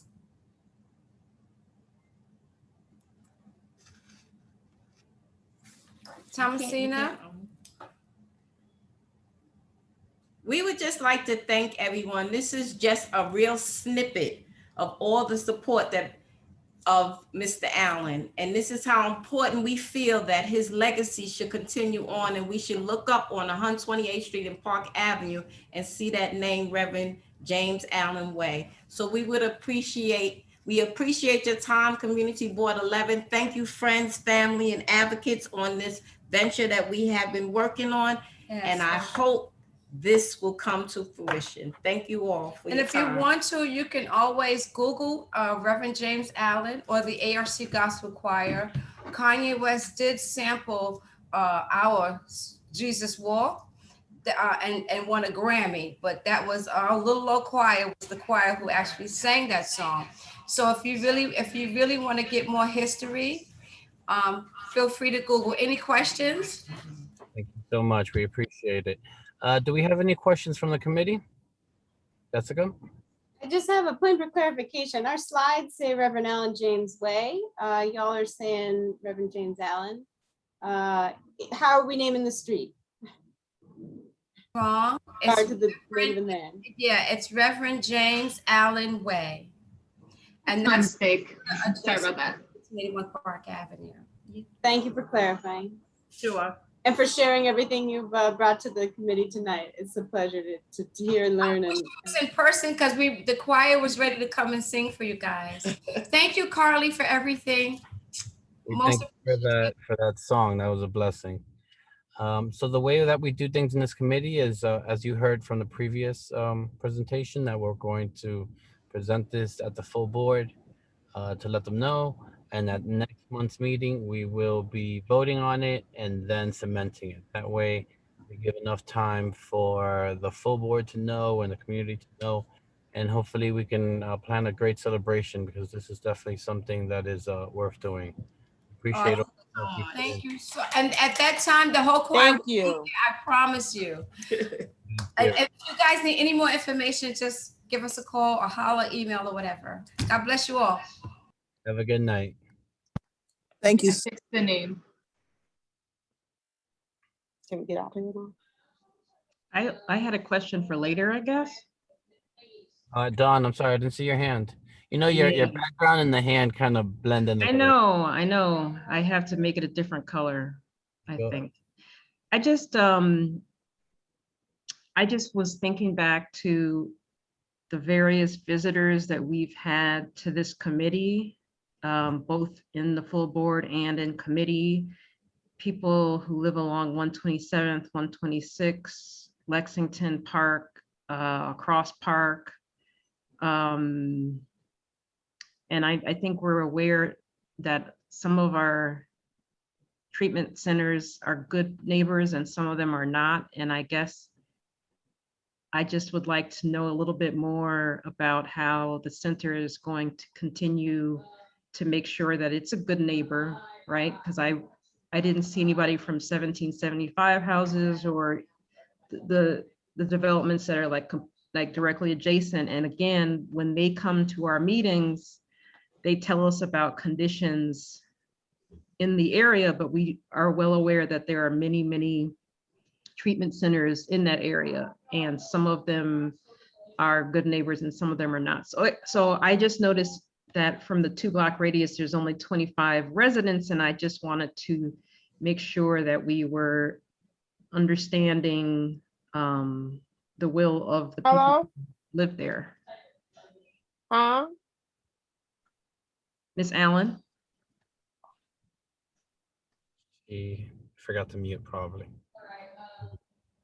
So that was pretty much what I was saying. I sent a few texts to people who live right there and who have approached the community board or about issues in that area. And I just want to be clear. Well, that's why we give ourselves the time that we're giving ourselves, right? We're not Okay. voting on it tonight.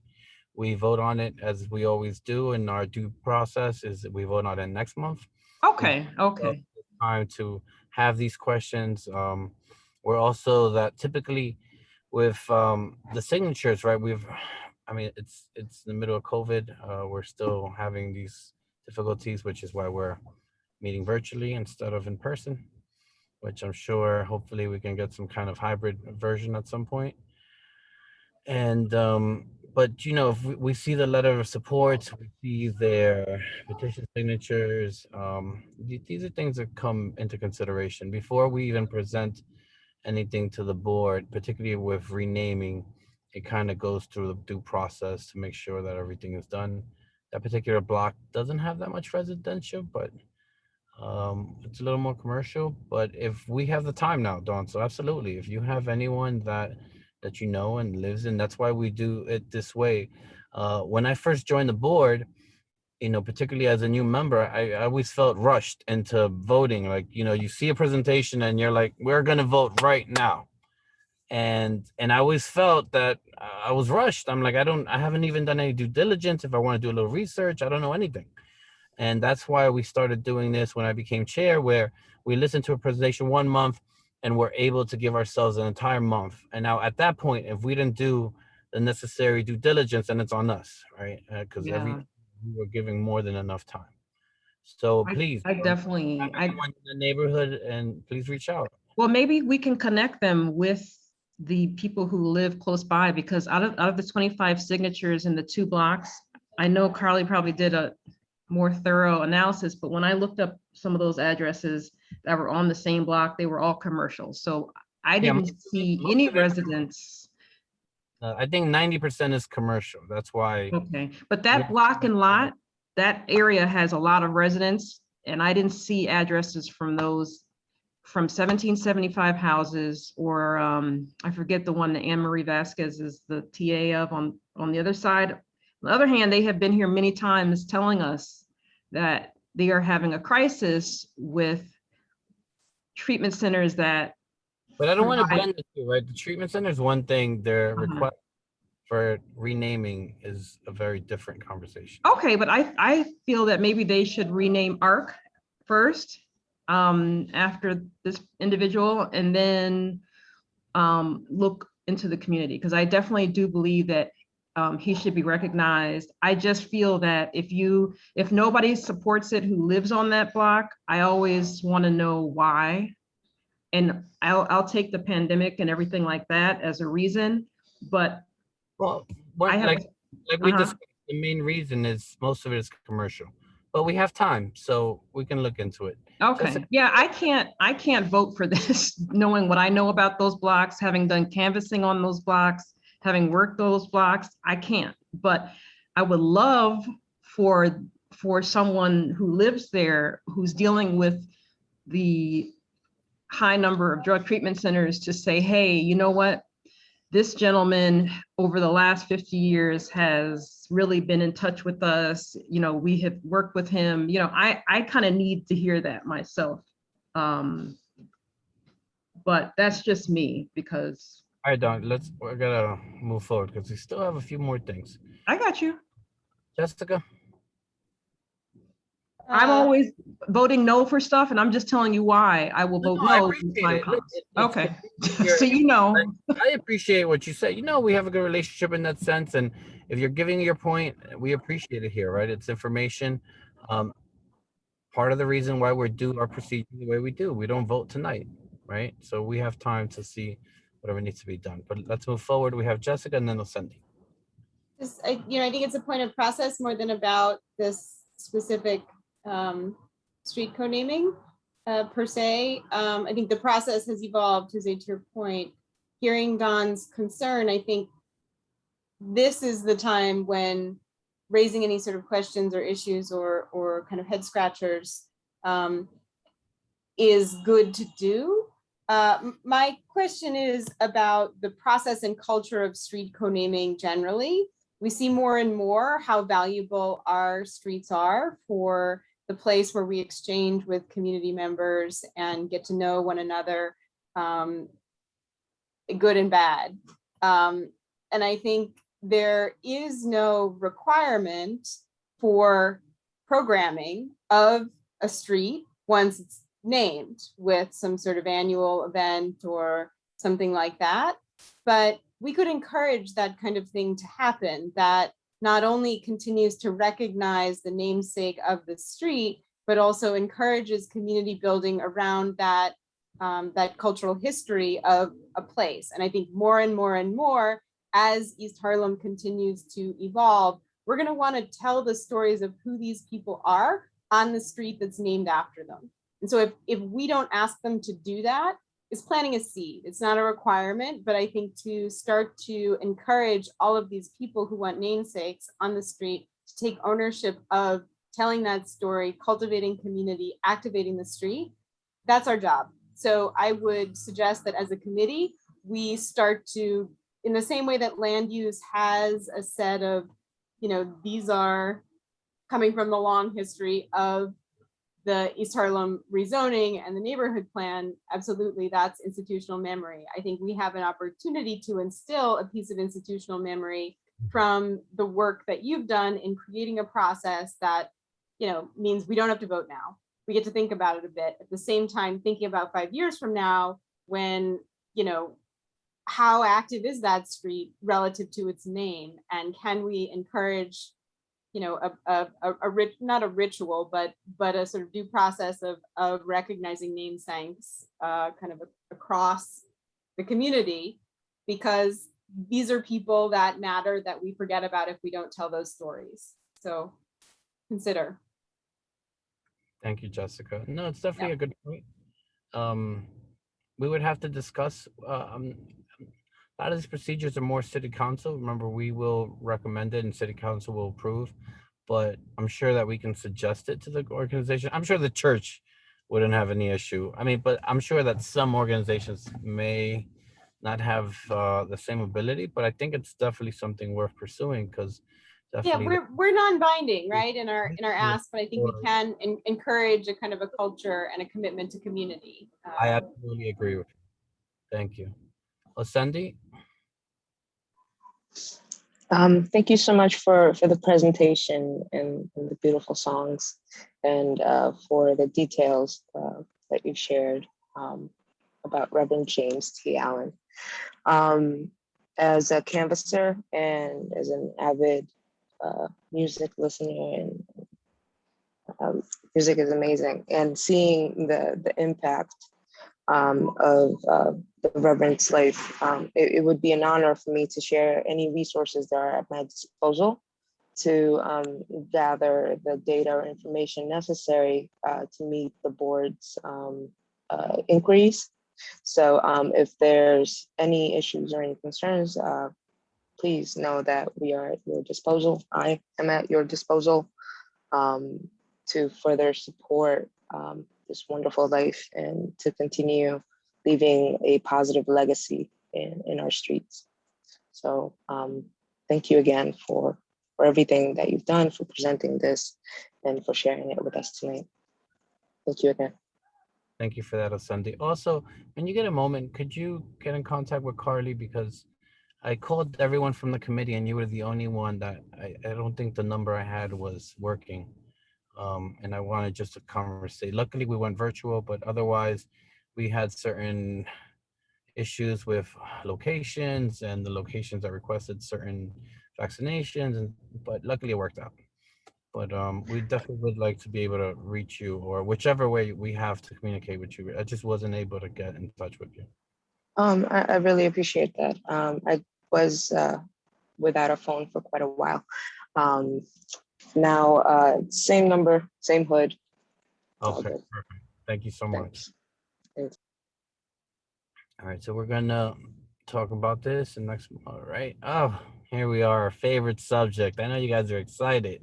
Look at Dawn smile. All right, Carly. Jose.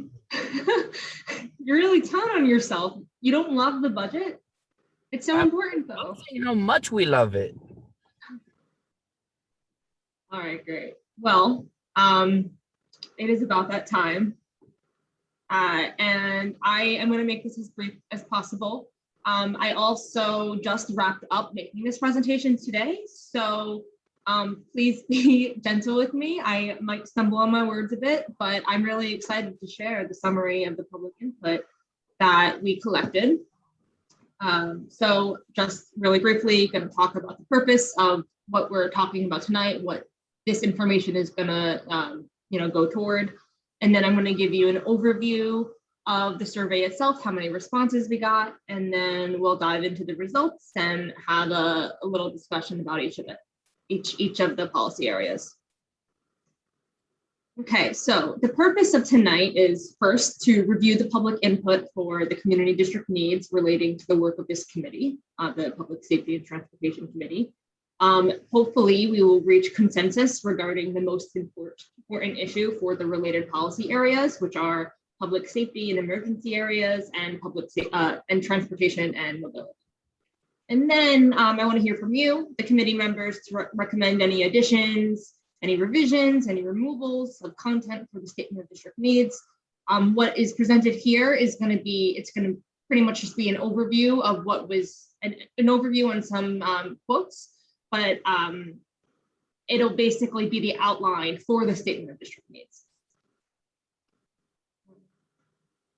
Okay, so really quickly, the survey was open for 2 months. We received 235 total respondents. I'm really happy about that. We're up 250% from the year before. And I think just generally, we started from 0 in 2019 and now we have 235. Respondents. We held the town hall. We had 18 total comments, 13 from the public, 5 from CB11. We also heard from most of our elected officials about their budget priorities. And then as far as outreach goes, we promoted it in our weekly newsletter, social media posts. We worked with our elected representatives and community-based organizations, have been promoted in their office on their newsletters and also on their social media. We had a Link NYC campaign for both the public input survey in Spanish and English and the town hall. And then we had a community canvas day. And we collected 28 surveys from that one day on 125th Street and Park Avenue. Just gonna dive right into it. So the first category is public safety and emergency services. This really covers NYPD and FDNY, but because it's related to public safety, I also put MOPJ, the Mayor's Office for Criminal Justice, on there as well. So these are the results. We had a tie for first. The most important issue, according to the public input survey, is number 1, crime prevention programs over here, and then also police community relations. We also received a lot of responses for general crime and public nuisance, right here, public nuisance, noise, other disturbances. And then finally, number 4 was youth crime. I highlighted the public nuisance. I also highlighted youth crime because I feel like they're part of a larger, like the youth crime is part of the general crime bucket, and the youth crime and the general crime are part of the crime prevention program bucket as well. There's definitely a relationship there. I also wanted to note that for the most pressing needs, the number one response, the most frequent response we received was crime and public safety. So yeah, so at a survey of all of our needs, crime and public safety was the number one response, most frequent response. So what I did next was Carly, just to clarify, sorry, that's even beyond our committee, crime and Yes. public safety, relative to everything the district needs. Yes, that was number one. It was followed number two by affordable housing. It was really close, but crime and public safety edged out all of the Thank you other for clarifying. Yeah. So ultimately, it's going to be up to the committee to decide what the most important issue is. Because we had a tie, I dive into each at greater length than I do the other issues. I start with crime prevention programs, and I start with a quote here. This is all of the quotes are directly from the survey responses. Helping to prevent crime before it happens and putting supports in place is more effective dealing with the crime. Is more effective than dealing with crime after the fact. So really, crime is an issue. Everybody knows that. But what the community emphasized was most important was dealing with the crime beforehand. They mentioned prevention through programming and employment for youth. Also mentioned was prevention through increased investment in our social safety net and alternatives to policing, including mental health services, well-funded schools, affordable housing, support for formerly incarcerated. So yeah, I'll just leave that there. And then finally, prevention through increased police presence. Now I mentioned these last two kind of speak to the next most important issue, which is police community relations.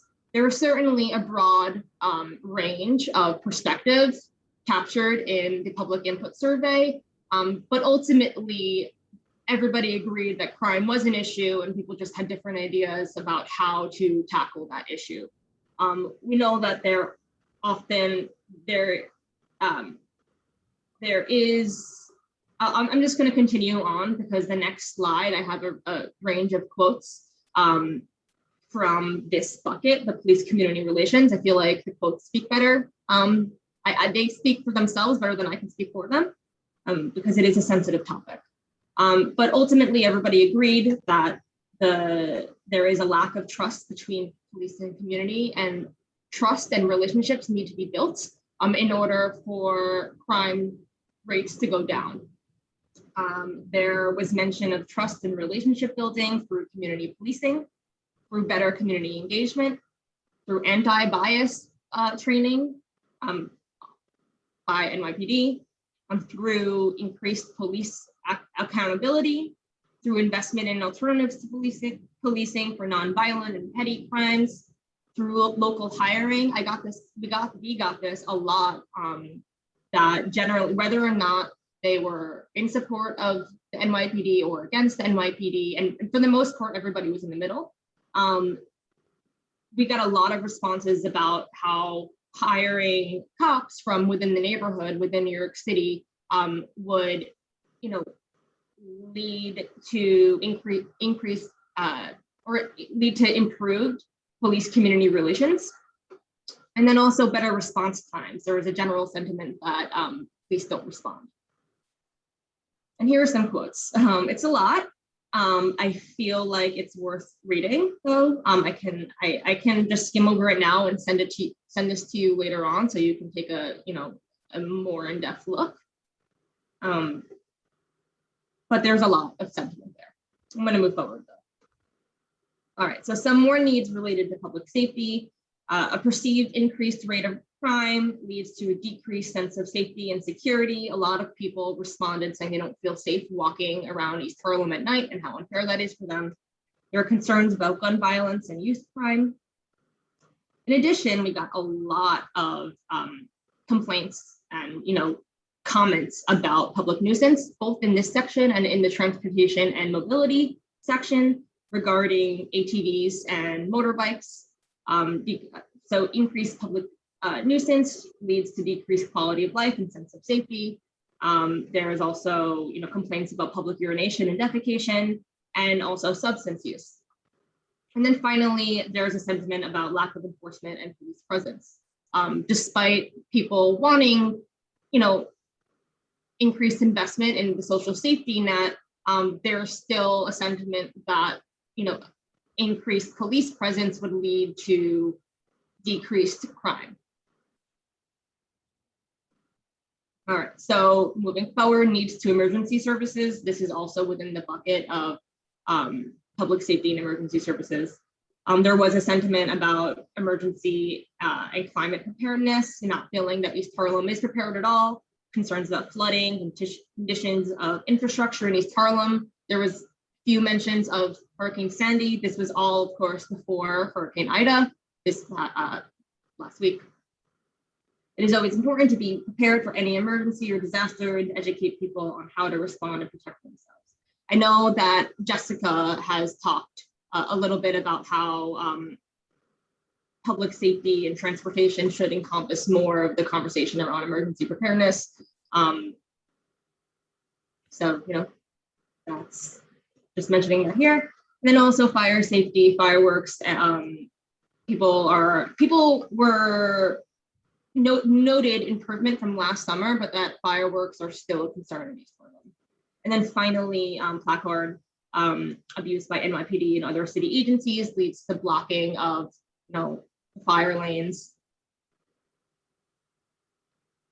All right, so this is just a brief discussion. I want to talk about what the committee thinks the most important issue related to public safety and emergency services is. Since we have tied for first, I just want to open it up to discussion really briefly. What do you think? Should we prioritize crime prevention programs, or should we prioritize police community relations? Should we prioritize anything else and not go with public input? And basically just want to know, do you accept the public input as it is? Is this a good framework, a good foundation for the drafting of the statement of district needs? Do you have any questions about it? Do you have any recommendations for resources to consider in the drafting of the district needs? And I see Jessica has her hand raised, so we'll start off there. Thanks, Carly. Thank you so much for doing this work, because it really is irrefutable in a lot of ways. And that's pretty awesome foundation from which to put forward a position on. I might drop a bomb and Crystal would ask me what that sounds like, but I'm wondering, emergency services, what constitutes a well-supported community with regard to emergency services? And it kind of relates to this frame of better police community relations. I live a block from the 23rd precinct and the fire station that's housed within that. And it is some sad, brutalist bunker that has parking implications for blocks and a street that has not been swept in 7 years since I've lived here, because that's where the police park their private vehicles while they're driving NYPD vehicles. That being said, I think there is a police community set of relations that are presented by the public face of a facility. I'm asking about facility needs, for whether the community has a place to build trust with the police, whether that happens on the street, whether there is a place that happens kind of in a more, cultivated environment.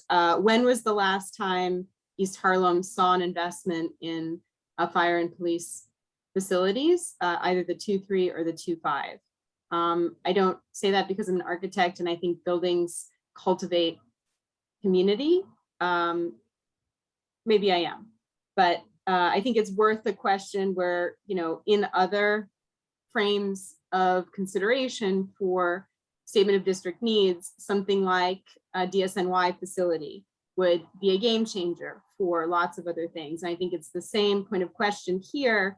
Public safety facilities, emergency service facilities are much different now in what they provide to communities, justice centers. You think about the Red Hook Community Justice Center. You think about the way that the face of justice has changed a lot, not only in how people interact and frameworks of accountability, but also in the place where justice is held. So I would ask, if not now, when do we start to advocate for new places for our precincts to be housed, but more importantly, for our communities to be able to interact with those essential public safety and emergency service provisions. It's an urban design question too, around the space where these facilities exist, both in the 2.3 and the 2.5, and how they've moved and changed, and where they manage, how they keep space that is publicly owned space relative to street safety and what goes on in their particular part of the neighborhood. So it's not specific, but I just want to throw it out there. Statement of district needs is where you ask for new facilities. I'm essentially saying it may be time to start to ask for new facilities. I understand. And in regards to the discussion we have on hand, I think asking for new facilities is very much about police community relations. It does not necessarily support crime prevention programs, except it could house crime prevention programs in some respect. So you would be more for police community relations. Yes.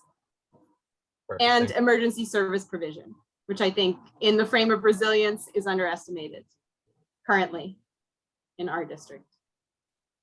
Okay, thank you, Jessica. Lucinda, you had your hand up? Yes. Thank you so much, Jessica, for the great points.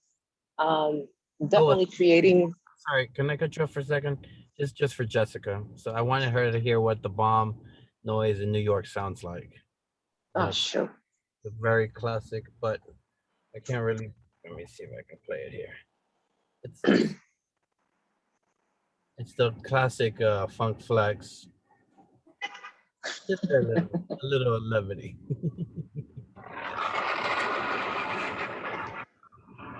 That's all. All right, sorry, Cindy, go ahead. No, it's cool. It sounds like a jet. I like it. Not the, well, you know what I meant. I appreciate you. So yes, facilities, creating new facilities for this district would definitely improve policing community relationships. Not only because it would actually keep police officers and certain high-ranking officers from using their $70,000 cars while they are looking over a funeral. You know, they would actually have an actual vehicle that is pertinent to their budget and pertinent to the community needs. You know, so that's one. Two, it would be incredible if we were to be able to house FDNY and NYPD in one building, because they will have an opportunity to actually build relationships, and it would definitely improve interagency collaboration and community. And lastly, you know, the parking situation, specifically to community policing or law enforcement parking issues. I think it may be relevant to review some of the data for the towing companies in the area, as they have been having quite an increase on tows. And from what was shared with me, these tow companies are actually owned by law enforcement. So while I am eternally grateful for all the hard work that all these agencies have put forth in our communities, we need to be able to hold them accountable. So we're better able to serve the city, we're better able to serve the residents. Because as an officer, a lieutenant said to me, we're here to protect and serve. Yet when there was a medical emergency, the only thing that law enforcement did was stand there and watch. They didn't even guide in an ambulance. And it wasn't a parking issue. So it would be great to better understand some of the decisions that are being made in the policing in our communities, and also to better understand how we're going to be able to hold these agencies accountable for the actions that they take upon our communities. So thank you so much, Carly, for sharing this budget suggestions and the residents' input on this as well. It's very telling. Oh, no problem. So I do want to, I appreciate both of your feedbacks. I do want to rein it in just a little bit and be clear in what I'm presenting. So, this month we're talking about the Statement of District Needs, which is our policy doc. It's essentially a policy document stating, like, these are the needs of our community and this is what we want prioritized. And like the key word, operative word being prioritized. Next month, we're going to focus more on the corresponding budget requests. So, the specific requests regarding facilities, much appreciated. That discussion is better suited for next month, but I also, the budget is essentially a policy document because there is only so much funding. Some might argue that there's not, but there is only so much funding. So, if you were to fund, a police department, a facility, brand new facility, that might be funded instead of, say a sanitation garage, or Jessica mentioned, just to, use that as a reference. So I think that as we move forward, and especially, related to the first question, what's the most important issue? It is certainly a great exercise to idealize and imagine all that, we need and all that we need to fund. And, it is certainly a good exercise, but for the purpose of tonight's exercise, we want to prioritize. And the purpose for next month's exercise, we want to prioritize. Because as a community board, you're voting on your 25 expense requests and 40 budget requests. So you might, you're going to have to think about, do I want a NYPD brand new facility more than I want a sanitation garage? Because we literally have to prioritize them. But that said, I would love to know, I would love to hear your thoughts about what the most important issues are. It's up to you. Sorry, may I just suggest, so, I think I have some resources. Like I said, I think your research is irrefutable, and that is fantastic. That what you found is what's needed, and that is amazing. Asking for and repeating, there's a point in time where things start to shift, and I think recognizing that it's okay to ask for more and have it be lower priority, and starting to get some things within the frame that support some of the other asks that are not necessarily in competition because there's a limited pool of funds. So I will send you some resources in support of the statement. Thank you, Jessica. Yep. Party, So when is this due? When do we have to have our comments all in place? I would like the committee to decide tonight what the most important issues are for each of the policy areas. I have one more policy area to cover. So yeah, I would like the committee to, you don't have to vote on it, but if you can give me some guidance so I can move forward and move forward in the drafting of the Statement of District Needs. Yeah. I would suggest that crime prevention programs, as far as dollars spent, will go further faster than trying to find ways to allocate dollar amounts to increasing police community relations. So this year, I would suggest that prioritizing crime prevention programs would be a smart priority to make. Reevaluating that should similar results come back next year. I know we can only pick one.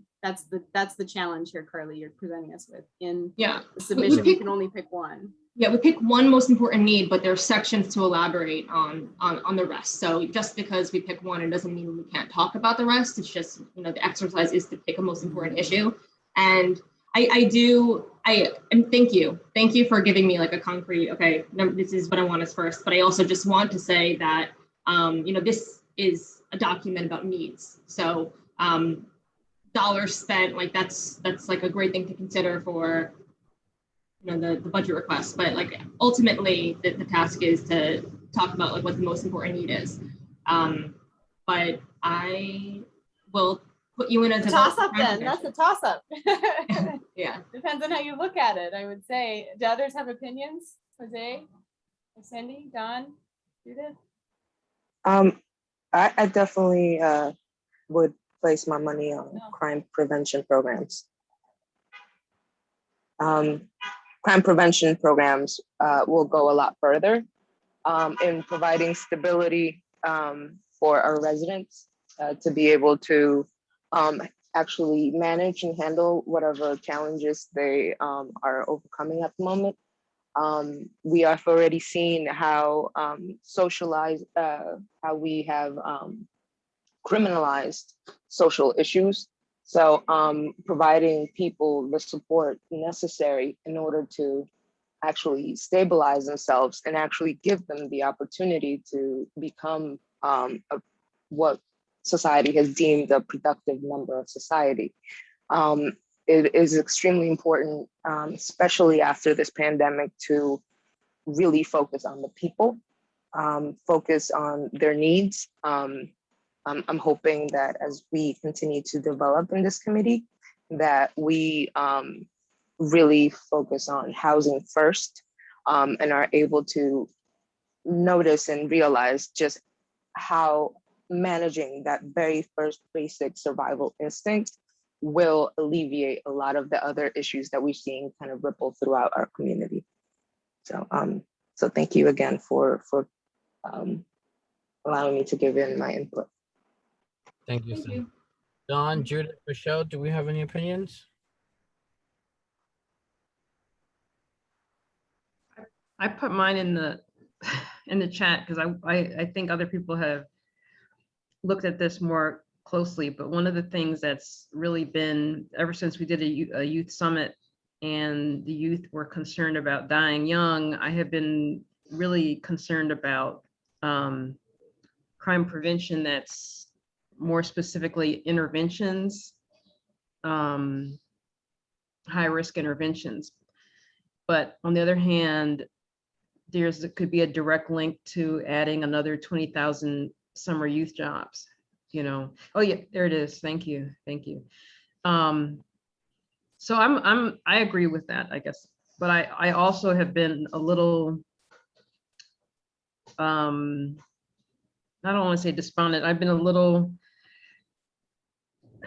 disappointed that we don't focus as much on a shooting happens and people go to the hospital and stop it from becoming a blood feud, or people, and I don't know if they should be police officers or not, but people are at the site of where a crime is going to happen and able to intervene, because I keep seeing crimes in progress and I don't want to. I'd like to see people get the support and the services that they need appropriate to where they are. So I'm also in favor of crime prevention programs. So how are we in that? 4. Judith, Michelle, do you have anything? Are you okay if we put crime prevention first? Just to clarify, there's the narrative opportunity to explain what we mean in our needs statement. In addition, there's the budget requests that can clarify those needs. Judith, go ahead. Yes, I believe in crime prevention, but I also think, and I know most people We're not won't agree. removing the other one. We're just prioritizing.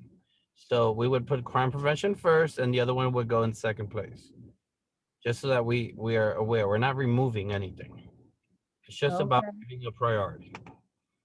Well, definitely crime prevention, but Thank you. And in terms of narrative, Jessica, we could always, Carly's gonna start, and then we can always work on the actual language. Yeah, because there are quite a few things that I have to say, but I haven't really discussed a lot that's on my mind tonight. And I have to digest it to figure out how to say it in the right way, because I know most people would probably disagree with my thoughts. Thank you, Judith. Okay, so I think at that point, by majority. Judith, Carly. I'll give you a call. What? I'll give you a call. Yep, that would be great. What's the next one we have to do, Carly? Okay. Yeah, I'm going to send this presentation to you all afterwards. Feel free to email me with your thoughts. Okay, so transportation mobility. I'll try to be a little bit more articulate with this one. Okay, so covers DOT, transit, and taxi limousine commission. The most important issue, so this was a real toss-up. Number one is pedestrian safety, safer crossings, sidewalk management, open streets. You'll see this in the next few slides, but pedestrian safety, as it was intended by respondents, was very closely tied up with traffic safety and enforcement, which is number 4 here. Cars, scooters, e-bikes, etc. Majority of the pedestrian safety comments were about enforcement, lack of enforcement, and e-bikes and scooters riding on sidewalks and whatnot.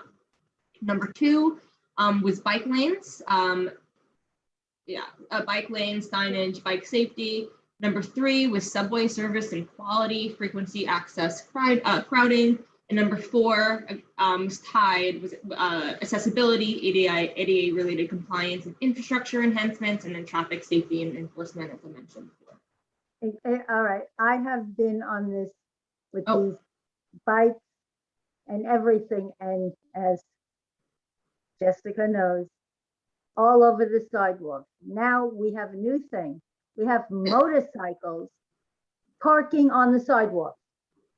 Thank you, Judith. I'm gonna do a discussion and some questions afterwards. This is like a heavily discussed topic in the responses. It's also heavily discussed.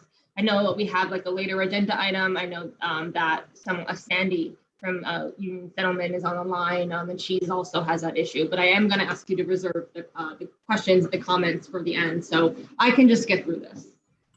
So yeah, most important issue: pedestrian safety. Overwhelmingly, there is a need for increased enforcement of ATVs, scooters, motorbikes, just generally illegal.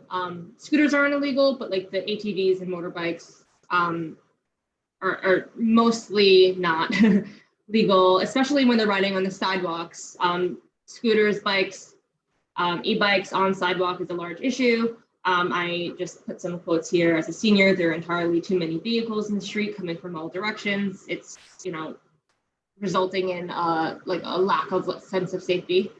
Poor conditions of sidewalks, curb cuts and crosswalks also leads to increased danger for people with disabilities and limited mobility. I feel like this is an area of opportunity for our committee. I feel like it's something that comes up in our public input. Even on social media, I see a lot of this discussed a lot, but it's not something that in my time here we've discussed, and I think there's a lot of room for that, especially as it relates to pedestrian safety.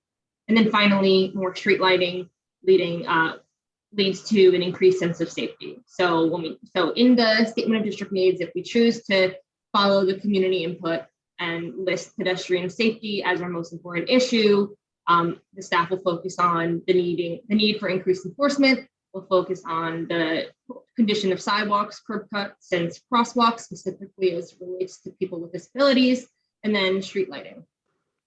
Moving on. So needs for traffic and transportation infrastructure. There's 2 slides here. So number 2, the second highest vote was for a need for protected bike lanes to protect pedestrians, cyclists, and drivers. This quote, I put this here because it had, usually drivers and cyclists are placed on opposite ends of, an argument, but this quote here kind of mends them together and says that bike lanes protect bikers and drivers alike. Additionally, there are concerns about traffic and congestion. Traffic contributes to poor air quality and noise pollution. And then also there was a lot of comments about enforcement of double parking and lack of enforcement of bus lanes results in traffic and congestion. So just another area for us to request more enforcement. There's also concerns about loss of limited parking. So there's a need for affordable parking as new residential buildings are built with waived parking requirements. There's this quote, "Parking should be improved to residents of the area, especially when it comes to accessibility for those who are disabled, elders, and pregnant women or mothers with carriages." And then finally, as it relates to traffic and transportation infrastructure, we saw lots of desire for a New York City ferry stop in East Harlem. Yeah, I'm gonna move forward. Now needs for transit services. Okay, so accessibility. There was, in addition to accessibility being an issue for pedestrian safety, there was concern about accessibility as a standalone topic. So there's a need for ADA compliant subway stations with elevators and also waterlogged curb cuts. That's an issue that intersects with the Environment, Open Space and Parks Committee. And here's a quote about disabilities and mobility related impairments and their experience with public transportation. And then we received a lot of comments about the expansion of the 2nd Avenue subway and how it would reduce overcrowding of the 456. Also, it would improve mobility throughout East Harlem and help local businesses. So just more of a reason to continue advocating for that funding. And then finally, some more needs for transit services include subway service and quality. Not only was there concern about the overcrowding and delays, but there was a lot of comments about the need for better maintenance and cleaning of all of our stations.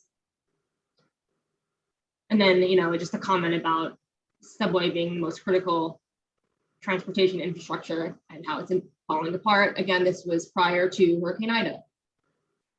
And then bus service and quality. Again, concerns about delays and unreliability due to congestion and lack of enforcement. And then there was also some mention of the M35 bus route, and how it contributes to conditions on East 125th Street, namely, the loitering that occurs, the mental health issues that we see on 125th Street and around the district. In the M35 bus route, we can talk more at length of that another time. I don't think I'm going to have a discussion here for the sake of time. I have some additional resources that I'm going to pull from. I would certainly appreciate and welcome additional resources that you think I should consider for the drafting of the Statement of District Needs and Budget Requests. Want to know if you all accept pedestrian safety as the most important issue. If you, and then anything else you might want to add. I'm just gonna leave that there. And Jessica, you have your hand raised. I do, yeah. I would like to suggest that we be strategic here with our transit advocacy. I think there is so much dysfunction and relationships between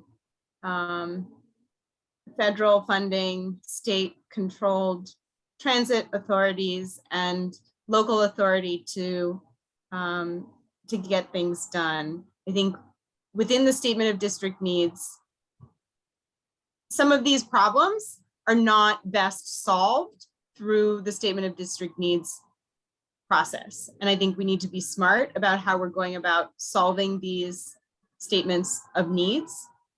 And like I said, Carly, gathering this data is so incredibly valuable. And the opportunity for people to provide input, it really helps us all understand from a committee perspective what's at stake and what matters. I do agree that pedestrian safety with regard to the Wild West of micromobility that we live in now is the top priority. At the same time, you know, how you're calling it traffic safety and enforcement is perhaps, you know, what is micromobility about pedestrians or is it about traffic?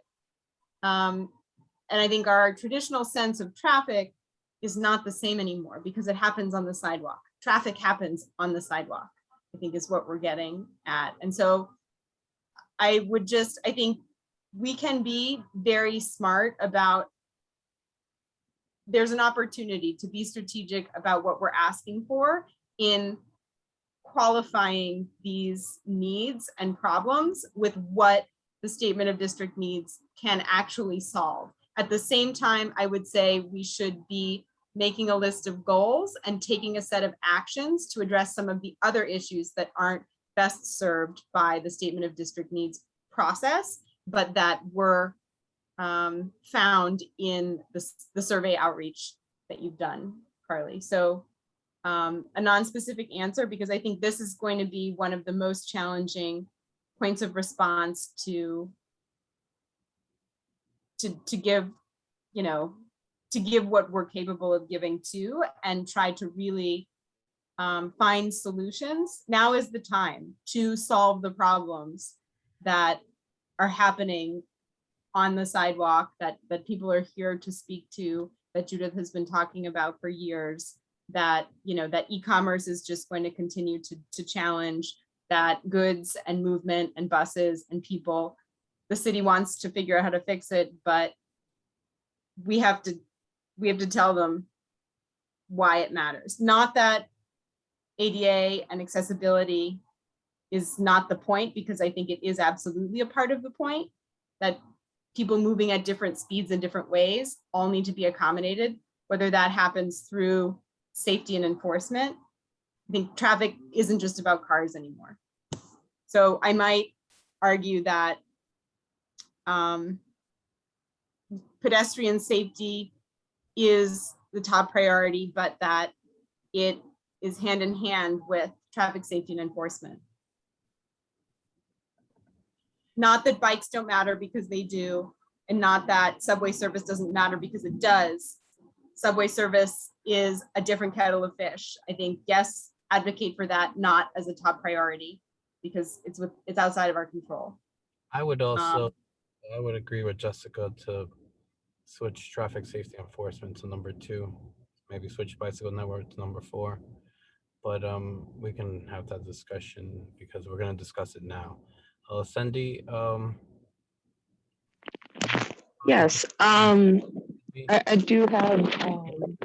Then like broad, because we have to kind of work through this tonight. Yes, I understood. I just wanted to share some resources. The Writers Alliance has been working diligently in actually acquiring a lot of this data that would help us make an informed decision to better address some of the micromobility issues and the foot traffic that we're going to be seeing with all the e-commerce and food distribution and whatnot. This will give us a bit of some structure in order for us to really discuss how we're going to be utilizing our budget. Because as it's been mentioned in the past, there's a lot of agencies and organizations at play. So we want to make sure that the funding that is available to us is used in the most impactful ways. And we're actually able to place the responsibility to the agencies and organizations that already have an allocated budget, whether it's federal, state, or city. You know, people have already paid the taxes, already paid for these services. And, you know, it's quite unfair to have the responsibility to kind of navigate the pitfalls of the pandemic to those that already have a very limited budget and are quite overwhelmed. So, yeah, I hope, and I'm looking forward to discussing this further. I'm going to be looking for more data to share with you, Carly. So thank you so much again. Okay, so how do we feel about moving bicycle network to number 4 and prioritizing traffic safety to number 2, switching the two? Yeah, I just, so really, we're not asked to rank any of this. We're only asked to rank the most important issue. So we only care about the number 1. Yeah. It's really just a question. Yeah. Sorry, I might suggest that, you know, here's a question I would ask. If you tackle traffic safety, do you get pedestrian safety out of that? You tackle pedestrian safety, you know, is that really solvable? And then my other comment is CB4. Why can't that be combined? There's drop downs that Carly has to respond to, I think. Yeah, there is a drop down. There is an option for other. I always feel like it's best to, you know, stick with one of their options. I feel like they're most willing to listen to us, but I do hear what you're saying, Jessica. Like I understand what you're saying about maybe being strategic about this and maybe considering the fact that a lot of the pedestrian safety responses talked about a lack of enforcement and the need for it. And I know that we talked a lot at our committee about the lack of enforcement of double parking, a lack of enforcement of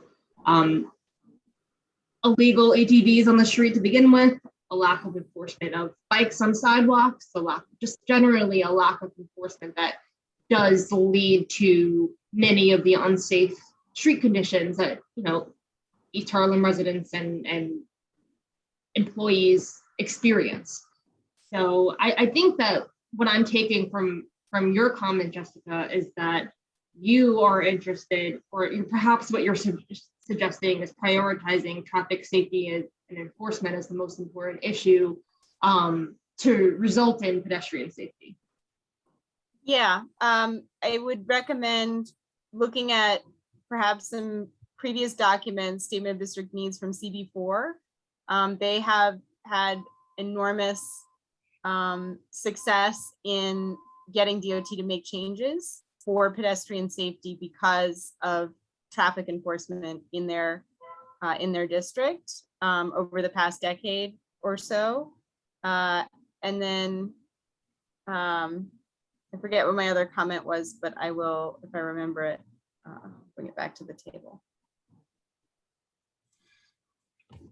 How does the rest of the committee feel about this change? I'm actually agree with Jessica. I think taking the strategic move will be effective for pedestrian safety and a lot of other things.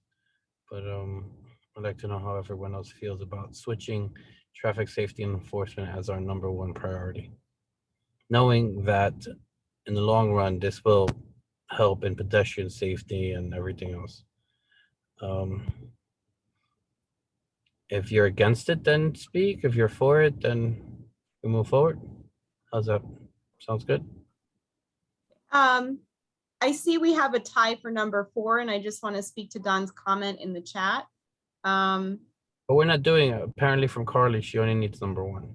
No, right, but in the narrative part, beyond selecting from the drop down a number 1 and the rest, I think the things we do care about, accessibility, absolutely, and you bring that up relative to curb cuts specifically, and I think the comment about flooding and drainage has everything to do with, you know, street cleanliness and slopes that are maybe not maintained as they should be, where things dip down and you get flooded areas where people who have a walker need to go. You know, Don, I think absolutely. And things that are good for people with mobility challenges are generally good for everybody. So that's a strong, you know, a strong point to make. We're all going to get old someday, so you better be able to move around. Yeah, there's certainly a lot of mention of that, Don. You're not alone in that sentiment. And even if it's not selected as number 1, it is there's plenty of room for it in the statement of district needs, and we certainly will include it. And I think that's what has been really interesting for me, as going through all of the 235 responses, just seeing how varied the responses are, and honestly, nobody's wrong. You can't fault anybody for their lived experience, and I feel like this is what the exercise is. And Jessica mentioned it earlier, not everything can be or should be solved through the statement of district needs and budget request. I mean, this is advisory purely, but it at the very least, it is an exercise in us, like the community board, to truly assess what the needs are and not and assess what everybody's needs are, not just like one interest group over another. So I think, you know, your concern is valid, and it was not lost in the survey itself. Like that. Yeah, that's all I have to say about that. Maybe just to follow up, 2 points to consider. One, with regard to congestion pricing, I know that's something that came up at the beginning of our meeting, that came up here as air quality and parking. Those are primary kind of concerns that come out of this implementation phase that might be upon us. There's a great report that allays some of the fears around that frame of mitigating traffic challenges. And regarding a ferry stop in East Harlem, you know, I think the Harlem River is a unique body of water. And if we're asking for something that really doesn't make sense, it discredits our, you know, our voice. And so I understand the usefulness of ferries, and I use them all the time, being close enough to the East 90th Street stop to get to Wall Street in 30 minutes. But at the same time, knowing a little bit about water bodies and having spent some time on the Harlem River as a unique water body, what we're asking for has to make sense. So I think in an ideal frame, of course, we should have one too. But from a sort of from a logistical perspective, it's important to make sure that what we're asking for is backed up by a sort of data, and whether the dollars spent to make that happen would better serve, you know, the community from a resiliency perspective placed elsewhere. So just to speak to 2 of the things that were kind of low-hanging fruit, one being air quality, the other being a ferry stop. I don't think that those are priorities that, you know, really. Those aren't the ones we're discussing, though, Jessica. Yeah, I just kind of want us to like stay on topic, and I understand what you're saying regarding the ferry. I think that at some point we should have one. You know, how the city budgets itself is something outside of what we encompass. Congestion. That's the ideal mind, though. That's the challenge. Go in last year. That's a state plan. They actually canceled it due to budget restraints, because they were supposed to put cameras and basically easy pass on all of 59th Street, and they weren't able to do it because of budget constraints. So they pushed it back a bit. It was actually held up, I think, by an EIS at the federal level. But, you know, that's not the point here. The point is about air quality. We did a lot. So I was told it was, you know, budget, but it's fine regardless of what it was. I would like to stay and go back to kind of making a decision on this, right? Because we said that we would put traffic enforcement. Carly, how does this work? You put the first one, you prioritize, and then the rest go in any given order, or they're just all how it?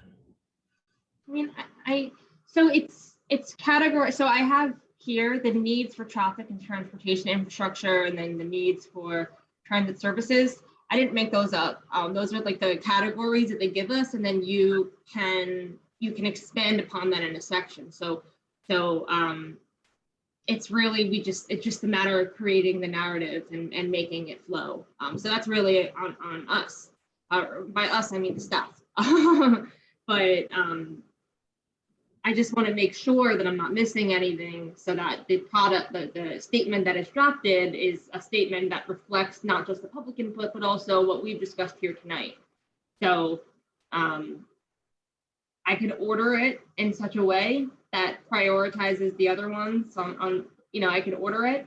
But as far as the cities, like as far as the community district priorities form, we just select the most important one, expand, and then under needs for transit services is where I'll talk about accessibility. Under need for traffic and transportation infrastructure, I'll talk about the other stuff. And Carly, to start to get to specific about how some of the enforcement issues impact quality of life and people's ability to move is powerful in your kind of narrative. And I don't know that we ever do that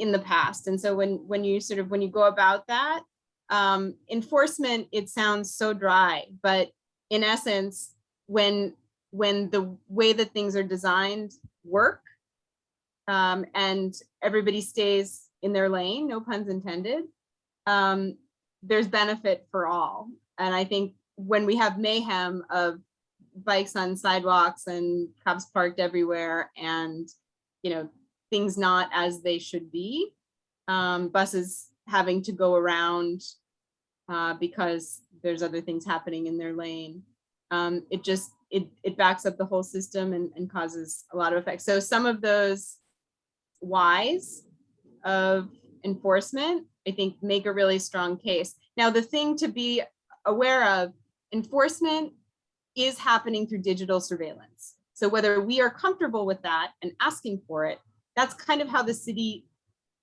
plans to do things.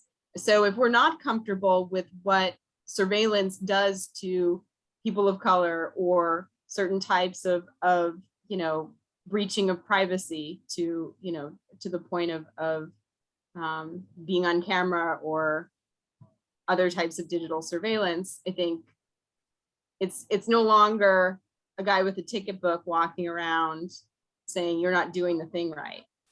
So we have to be careful what we wish for.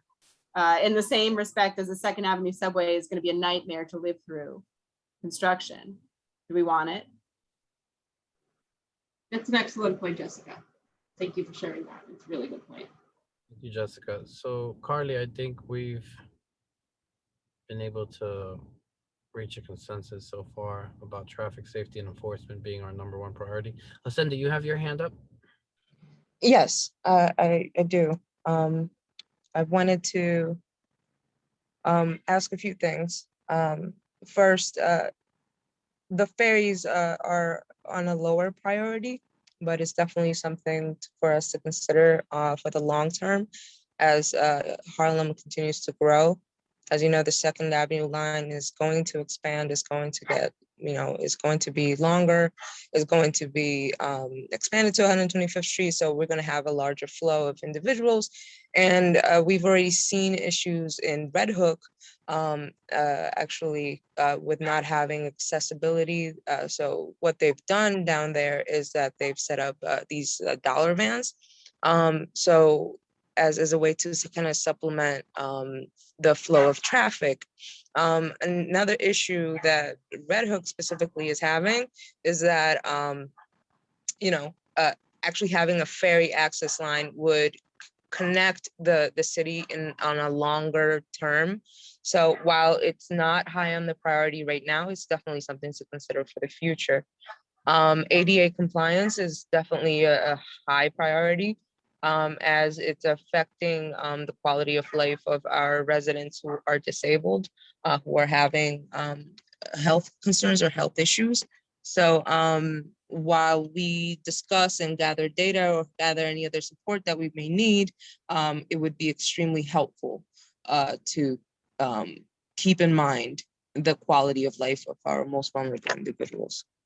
So thank you for your time. Thank you, Sandy.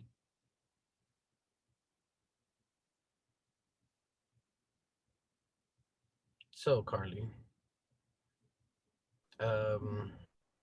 believe we've given you our number one concern. Yeah. And you're telling us we don't necessarily need to prioritize the rest. Is that correct?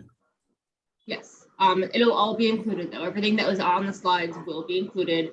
I have next steps here. Each committee is going to review the public input, do the same exact process.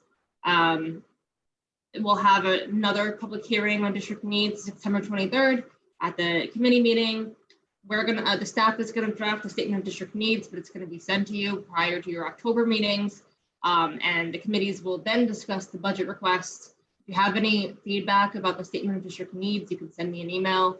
And then finally in October, the full board is gonna vote on the final submission and we'll submit it by the October 29th deadline. And yeah. So by next meeting, we should have the language so that the committee can check. And I know that Jessica is already volunteered herself to help you.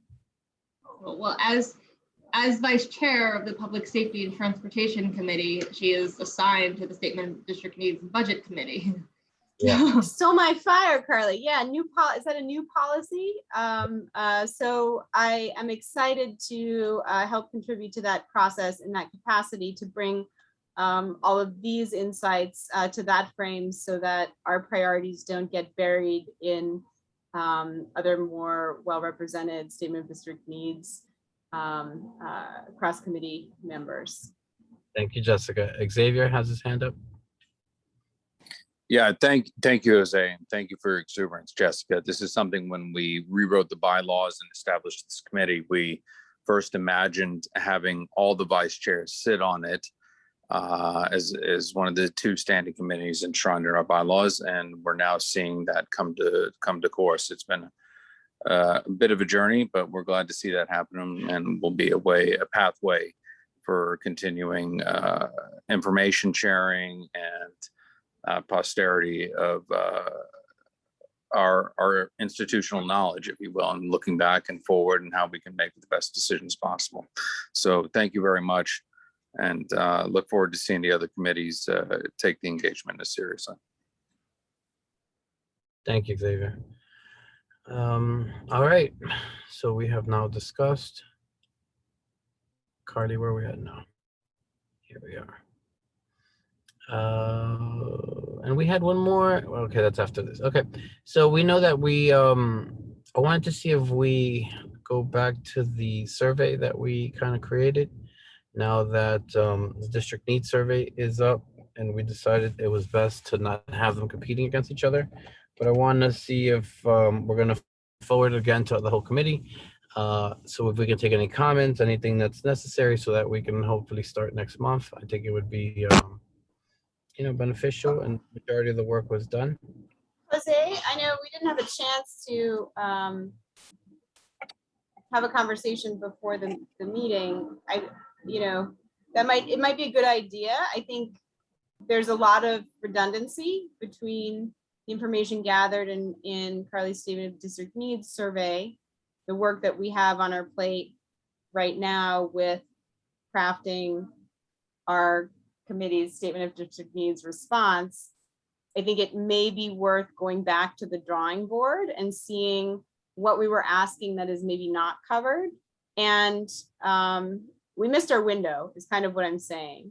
And I'm suggesting that it may be smart to think about when is the appropriate time for doing the outreach, and what are we really looking to obtain as far as information is concerned, if different than what was obtained from the current survey.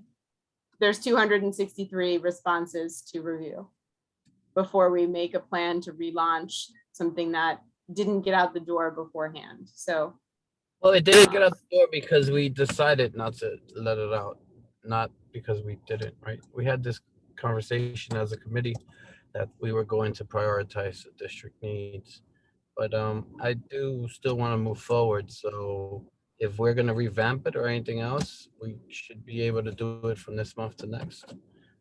It'll just be making sure that the entire committee works at it, not just a few. So I'll end up calling everyone personally to make sure that everyone can contribute. That way it doesn't necessarily like, because I know you'll be helping Carly. We can kind of split our kind of forces and then come back in October and see where we're at. How's that sound, Jessica? I don't think it's a good idea to push ahead with a straight timeline. Thank you. I'll take that into consideration. What else do we have? We had new business. Oh, right. Is she still here? She is. I just promoted her. Sandy, you've been really patient. Thank you. Yes, can I talk now? Yes, please. Can you hear me? We hear you loud and clear.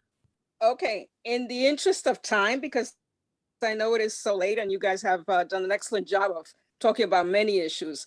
I think you all know the problem about bicycles on the sidewalk, you know, how dangerous it is, how people can't walk, et cetera, et cetera. So I'm not gonna rehash that. Instead, I'd like to offer some possible solutions and see how the board, you know, perhaps can, you know, recommend these solutions to the city or, you know, whatever it is that you guys want to do about it. But basically, I would want to start a marketing campaign about, hey, this is wrong, because a lot of the riders may not know it's wrong. But if they know it is wrong, then they should understand that there is a policy that DOT has that talks about confiscating bicycles, about fining people, about the training that businesses have to give to these riders, et cetera. So again, my first thing would be a marketing campaign. If this is a citywide issue, then I would certainly bring in somebody from the borough president's office, you know, to help with this.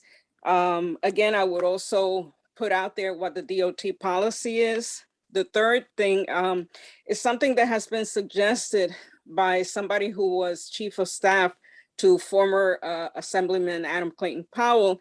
And that is that when he was in office, one of the things that they had discussed was putting license plates on bicycles, pushing for that so that it is easier to identify bicycles that still continue to break the law, so to speak. You can also, as I said earlier, you know, provide the riders with a fine. You know, it could be a desk appearance ticket. Currently, it is a violation if you break any of the laws, I guess, related to, you know, to these, you know, to riding on the sidewalk. And finally, confiscating the bicycles.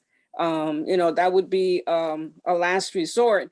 But I think that what I'd like to do is try to prevent something, you know, a tragedy that's basically in the making. I'm the deputy director for the Business Development Center at Union Settlement, and we have a network of businesses that we work with. And I've discussed this with them. Some of them are willing to help. They just don't know what to do. So some guidance from the community board would be great. And I'd be happy to work with somebody on this. So that's pretty much it. Again, in the interest of time. Thank you, Sandy. And we are focusing on all bike riders or just delivery riders? How does that? No, I'm focusing on all bike riders.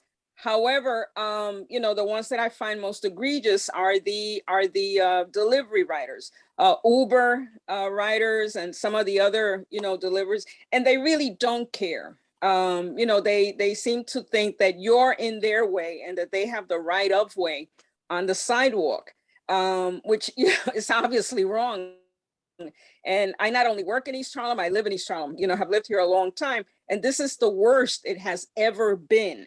You know, the DOT policy is that if you're 12 and under, it's okay, but it is not okay, you know, once you're 13 years of age. So I have not only seen, you know, grown men and women, I've also seen children, but children older than 12 riding on the sidewalk, and they really don't care. I believe it also says that. By the way, there are also motorized skateboards. It says that Absolutely higher than Correct. 26 inches. I'm sorry. I believe it also says something, because we spoke about this before. It's kind of an ongoing situation, not just with those bikes, but with e-bikes, which are even more dangerous. But I think it says if you're 12 or under, or if the wheels are 26 inches. I'm gonna have to double check. I wish we. Okay.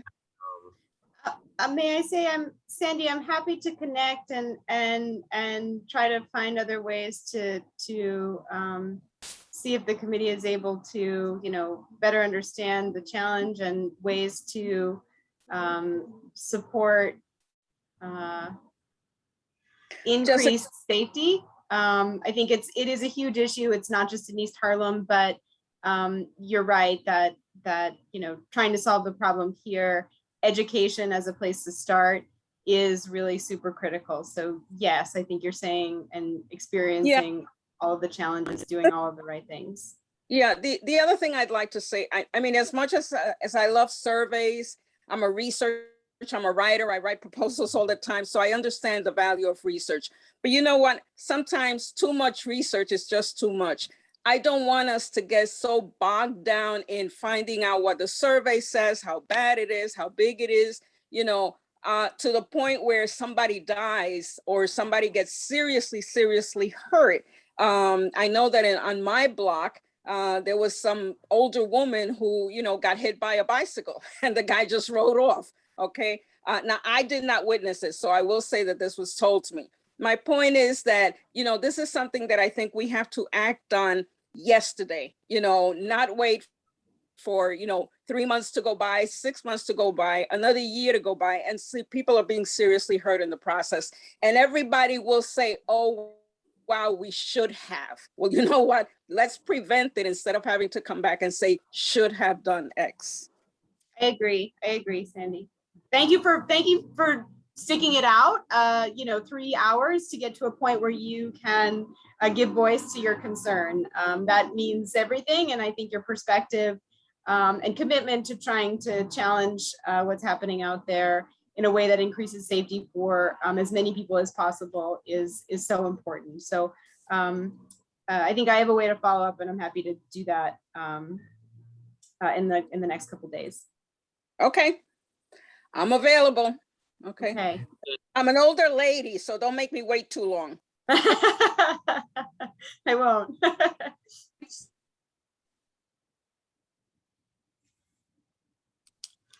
Thanks again, Sandy. You're welcome. Carly, what else do we? I believe. Oh yes, we did pretty good. 9:30. If we had been in person, we would have been terrible because it would have been a 2-hour restraint on the location.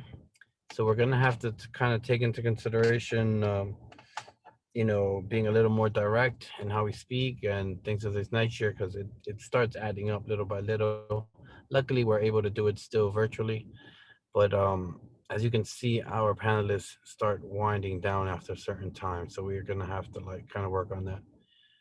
Roll call. I guess Carly, go ahead for those of us here. Thank you all again for sticking through it. All right, Altamirano. Present. Eric Alcancella, that's a new member. He's not here. Thanks, Carly. No problem. Collier. Diaz. Cabral. I'm here. Collier and Diaz were excused. Garcia. Present. Matt. Morris. I'm here. Pava, Miguel Pava, he's not here. Yeah. Sanders. Dawn, I see you. You're on mute. Whenever I try to use the little shortcut, it never works.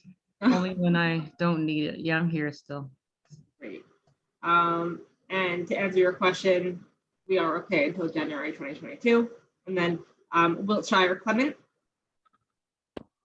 Present, and I'd also, do we have any new panelists on board? I'd like to welcome them in. Yeah, they're not here, but Hopefully they'll be here next month. Okay. Thank you, Michelle. Take care. All right. This meeting to adjournment. Thank you all for being here, for staying here so late. We always appreciate all the work we do together. We'll be in touch. then. Jose, are you still in your car? Yes.